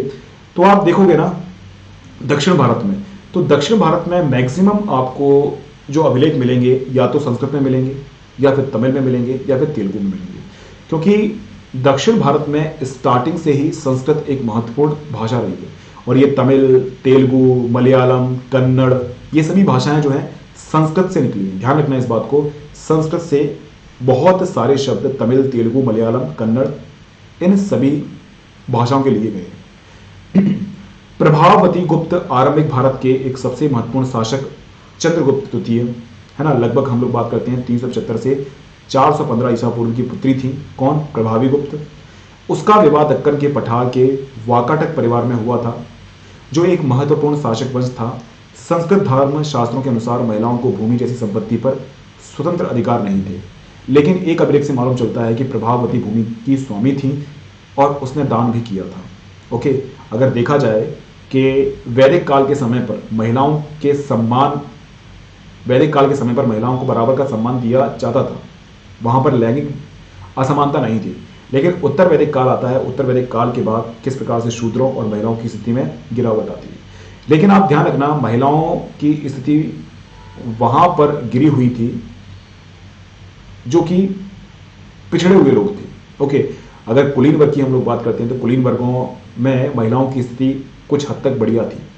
वैसे तो देखा जाए तो भूमि पर अधिकार महिलाओं का हुआ करता नहीं था, लेकिन हमारे वो थे चंद्रगुप्त द्वितीय है ना, उनकी जो पुत्री थी प्रभावती गुप्त, उनको भूमि दान में दी गई थी है ना, वो भूमि की स्वामी भी थी। ओके, और उन्हें भूमि को दान भी दिया गया था। तो कुछ साक्ष्य से हमें मालूम चलता है कि उस समय पर गुप्त काल के समय पर जो महिलाएं थी वो भी भूमि की स्वामी हुआ करती थी। वैसे जनरल देखा जाए तो जनरल तरीके से भूमि का हकदार जो है महिलाओं को नहीं समझा जाता है ना। अब ये जो आपकी जो ये चंद्रगुप्त द्वितीय थी, उसकी जो बहन थी, पुत्री थी प्रभावती है ना, उसको भूस्वामी क्यों बनाया गया, इसका एक प्रमुख कारण हो सकता है क्योंकि वह एक रानी थी और इसीलिए उनका यह उदाहरण एक विरला ही रहा होगा। यह संभव है कि धर्मशास्त्रों को हर स्थान पर समान रूप से लागू नहीं किया जाता हो। देखो, आपको मैं बताऊं कि कुछ नियम, कायदे, कानून जो होते हैं है ना, ये सिर्फ और सिर्फ गरीब लोगों के लिए होते हैं, असहाय और वंचित लोगों के लिए होते हैं। अगर देखा जाए तो नियम, कायदे, कानून बड़े बड़े आदमियों के लिए नहीं होते। जैसे कि हम लोग बात करें कि संजय दत्त है, इनको भी सजा हुई थी लेकिन ये बेल पे छूट जाया करते थे। इसी प्रकार से सलमान खान है, इनको भी सजा हुई थी लेकिन कितना ये जेल में रहे हैं, पैसे के बल पर ये लोग बाहर निकल जाया करते हैं। ओके, और इसी प्रकार से अगर देखा जाए तो ये जो आपके धर्मशास्त्र के जो नियम थे जो कि महिलाओं पर लागू होते थे, वो कुलीन वर्ग की महिलाएं पर लागू नहीं होते थे। होता नहीं कि कभी कभी अमीर लोग होते हैं वो कानून को जानबूझ के तोड़ देते हैं और प्रशासन उनसे कुछ बोलता भी नहीं है। क्यों? क्योंकि बड़े आदमी है, क्या करेगा प्रशासन इसमें। तो इस प्रकार की चीजें देखने को मिलती हैं। तभी प्रभावती है वो भूस्वामी होती थी। अगर धर्मशास्त्र के अनुसार देखा जाए तो धर्मशास्त्र के अनुसार प्रभावती भूमि की स्वामी नहीं हो सकती थी। अभिलेख से हमें ग्रामीण प्रजा का भी पता चलता है। इनमें ब्राह्मण, किसान और अन्य प्रकार के वर्ग शामिल थे, क्योंकि स्पष्ट रूप से 6वीं शताब्दी ईसा पूर्व में जाति प्रथा उभर कर सामने आ चुकी थी। बहुत सारी जाति थी, जैसे कि हम लोग बात करें शिल्पकार अलग हुआ करते थे, बात करें क्षत्रिय अलग, ब्राह्मण अलग, शूद्र अलग, है ना। तो अगर देखा जाए तो ग्रामीण प्रजा में ये सभी वर्ग शामिल थे। अब ये सभी वर्ग जो थे शासक या उनके प्रतिनिधियों को कई बार इन की वस्तुएं प्रदान करते थे। जैसे कि मान लीजिए कोई राजा है ना, कोई किसान है, उसका आम का खेत है, तो अपने आमों को वो राजा के पास ले जाएगा और उसको भेंट दे देगा। अभिलेख के अनुसार इन लोगों को गांव के नए प्रधान की आज्ञाओं का पालन करना पड़ता था और संभवतः अपने भुगतान उसे ही देने पड़ते थे। क्योंकि देखो ऐसा है कि डायरेक्ट जो राजा है वो तो राजस्व ग्रहण करेगा नहीं, यानी कि टैक्स लेगा नहीं। तो टैक्स किसके माध्यम से लेगा? मान लीजिए कि एक गांव का मुखिया बना दिया, ये मुखिया है। अब ये मुखिया का जो काम है गांव के लोगों से टैक्स वैक्स वसूलेगा और मुखिया अपना परसेंटेज काट के जो है केंद्र में जमा करवा देगा। कुछ इस प्रकार की प्रथाएं आपको उस समय पर ग्रामीण क्षेत्रों में देखने को मिलती हैं। और समय समय पर आप देखना, चोल काल आएगा, गुप्त काल आएगा, है ना, सातवाहन, मौर्य साम्राज्य, मुगल काल, इन सभी मुखियाओं का जो नाम होता है वो चयन हो जाएगा। काम तो सिर्फ वही रहेगा। काम क्या रहेगा? जैसे कि हम लोग बात करें कि चौधरी, मुकद्दम, खुद, ये क्या थे? गांव के मुखिया हुआ करते थे, किसानों से टैक्स वसूलते थे और टैक्स जो है भरते थे कहां पर? केंद्र में। तो इनके नाम चेंज हो सकते हैं और आज भी इनकी वही भूमिका है। देखो आज कौन होते हैं? पटवारी होते हैं ना, वो पटवारी भी यही काम करते हैं देखा जाए तो। इस प्रकार भूमि दान अभिलेख देश के कई हिस्सों में प्राप्त हुए हैं। क्षेत्रों में दान में दी गई भूमि की माप में अंतर, कहीं कहीं छोटे टुकड़े तो कहीं कहीं बड़े बड़े क्षेत्र दान में दिए गए हैं। ओके, अब मान लीजिए कि कोई बड़ा संत है, कोई बड़ा महात्मा है, तो उसको बड़े बड़े जो है क्षेत्र के टुकड़े दे दिए जाएंगे, कई एकड़ में भूमि दे दी जाएगी। और कोई छोटे मोटे हैं, अधिकारी छोटे मोटे हैं, है ना, सिपाही हैं, सैनिक हैं, तो उनको छोटे मोटे टुकड़े दे दिए जाएंगे। तो बड़े बड़े प्रकार के भूखंड भी दिए जाते थे और छोटे छोटे प्रकार के भूखंड भी वहां पर काफी प्रचलित थे। साथ ही भूमिदान में दान प्राप्त करने वाले लोगों के अधिकारों में भी क्षेत्रीय परिवर्तन मिलते हैं। इतिहासकारों में भूमिदान का प्रभाव एक गर्म विवाद का विषय बना हुआ है। ओके, आप सभी लोग जानते हैं कि आगे चलकर ये जो भूमिदान की परंपरा है ये एक ऐसे वर्ग का उदय करती है जिसको उस क्षेत्र में टैक्स लगाने का अधिकार मिल जाएगा, उस क्षेत्र में सैनिक रखने का अधिकार मिल जाएगा, उस क्षेत्र में जो है कानून व्यवस्था संभालने का अधिकार मिल जाएगा। तो आप समझ सकते हैं कि भूमिदान की परंपरा ने कहीं ना कहीं सामंती व्यवस्था को आगे बढ़ाया। किस व्यवस्था को? सामंती व्यवस्था को। और इसी सामंती व्यवस्था ने हमारे देश के अनेक टुकड़े कर दिए। तो ये भूमिदान परंपरा जो आप देख सकते हैं ना कि व्यवहारी में किसी को भी भूमिदान दे दिया, ब्राह्मण को दे दिया, किसी भी अधिकारी को दे दिया, फिर एक समय के बाद ये जो भूमिदान की परंपरा है ना, यही हमारे देश को अनेक टुकड़ों में डिवाइड कर दी है। अनेक छोटे छोटे राजा जो है आपके पैदा होना स्टार्ट हो जाएंगे इसी भूमिदान की परंपरा के हिसाब से। कुछ इतिहासकारों का मानना है कि भूमिदान शासक वंश द्वारा कृषि को नए क्षेत्र में प्रोत्साहित करने की एक रणनीति थी, जबकि कुछ का कहना है कि भूमिदान से दुर्बल होते राजनीतिक प्रभुत्व का संकेत मिलता है। अर्थात राजा का शासन सामंतों पर दुर्बल होने लगा तो उन्होंने भूमिदान के माध्यम से अपने समर्थक जुटाने प्रारंभ कर दिए। कहने का मतलब क्या है? कुछ इतिहासकार ये बोलते हैं कि हो सकता है कि ये लोग ऐसे क्षेत्रों में भूमिदान दिया करते होंगे जो भूमि बंजर हुआ करती है। जैसे कि कोई भूमि बंजर है, उपयोग में आती नहीं है, उसमें उपज होती नहीं है, तो हम लोग किसान से बोल देंगे भाई ये भूमि है, इस भूमि पर तू खेती कर ले। तो देखो बंजर भूमि में भी जब खेती होगी, उपज होगी तो ऑब्वियसली जो राजा है उसका रेवेन्यू बढ़ेगा ना। तो जो भूमिदान की परंपरा है वो रेवेन्यू बढ़ाने के लिए स्टार्ट की गई थी। कुछ इतिहासकार ऐसे मानते हैं। कुछ इतिहासकार बोलते हैं कि नहीं, ऐसा नहीं था। कुछ इतिहासकार बोलते हैं कि कुछ दुर्बल राजा हुए, उनकी कमजोर स्थिति थी, तो अपने सामंतों को खुश करने के लिए लोगों ने भूमिदान देना स्टार्ट किया, जिससे कि ये विद्रोह ना करें, खुश रहे। ओके, लालच हम लोग देते नहीं है कि यार कोई बात नहीं है, तो 10 रुपए का नोट ले ले, शांत बैठा रहे। तो कुछ इतिहासकार बोलते हैं कि राजाओं ने जो भूमिदान की परंपरा स्टार्ट की थी उसका मुख्य उद्देश्य था कि रेवेन्यू बढ़ाना। और कुछ इतिहासकार ये बोलते हैं कि भूमि दान की जो परंपरा है वो इसलिए स्टार्ट हुई थी कि इसके माध्यम से जो आपके दुर्बल राजा हैं वो अपनी सत्ता को बचा सके और सामंतों को खुश कर सके। ओके, कुछ इस प्रकार की चीजें हैं।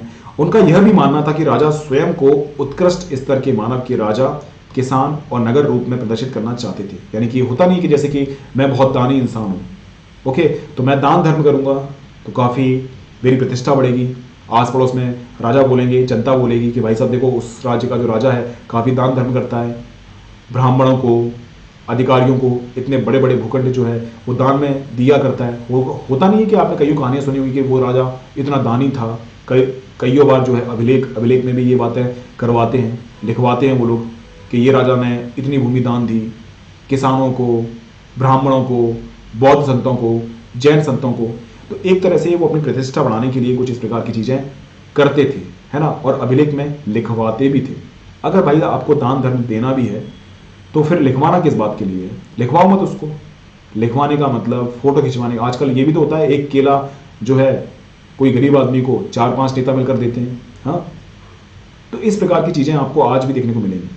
उनका नियंत्रण ढीला होता जा रहा था, इसलिए वे अपनी शक्ति का आडंबर प्रस्तुत करना चाहते थे। ओके, तो आप सभी लोग जानते हैं जो केंद्र में सत्ता होती है, अगर उसका उत्तराधिकारी अगर मजबूत नहीं है तो देखो, या तो आपको तलवार के बल पर राज्य को संभालना पड़ेगा, तलवार के बल पर नहीं संभल रहा है तो आपको लालच वालच कुछ ना कुछ देना पड़ेगा, तब जाकर आपका शासन सही संभल पाएगा, वरना नहीं संभल पाएगा। अब हम लोग कुछ बात करेंगे प्रभावती, गुप्त और दंगुन गांव के बारे में।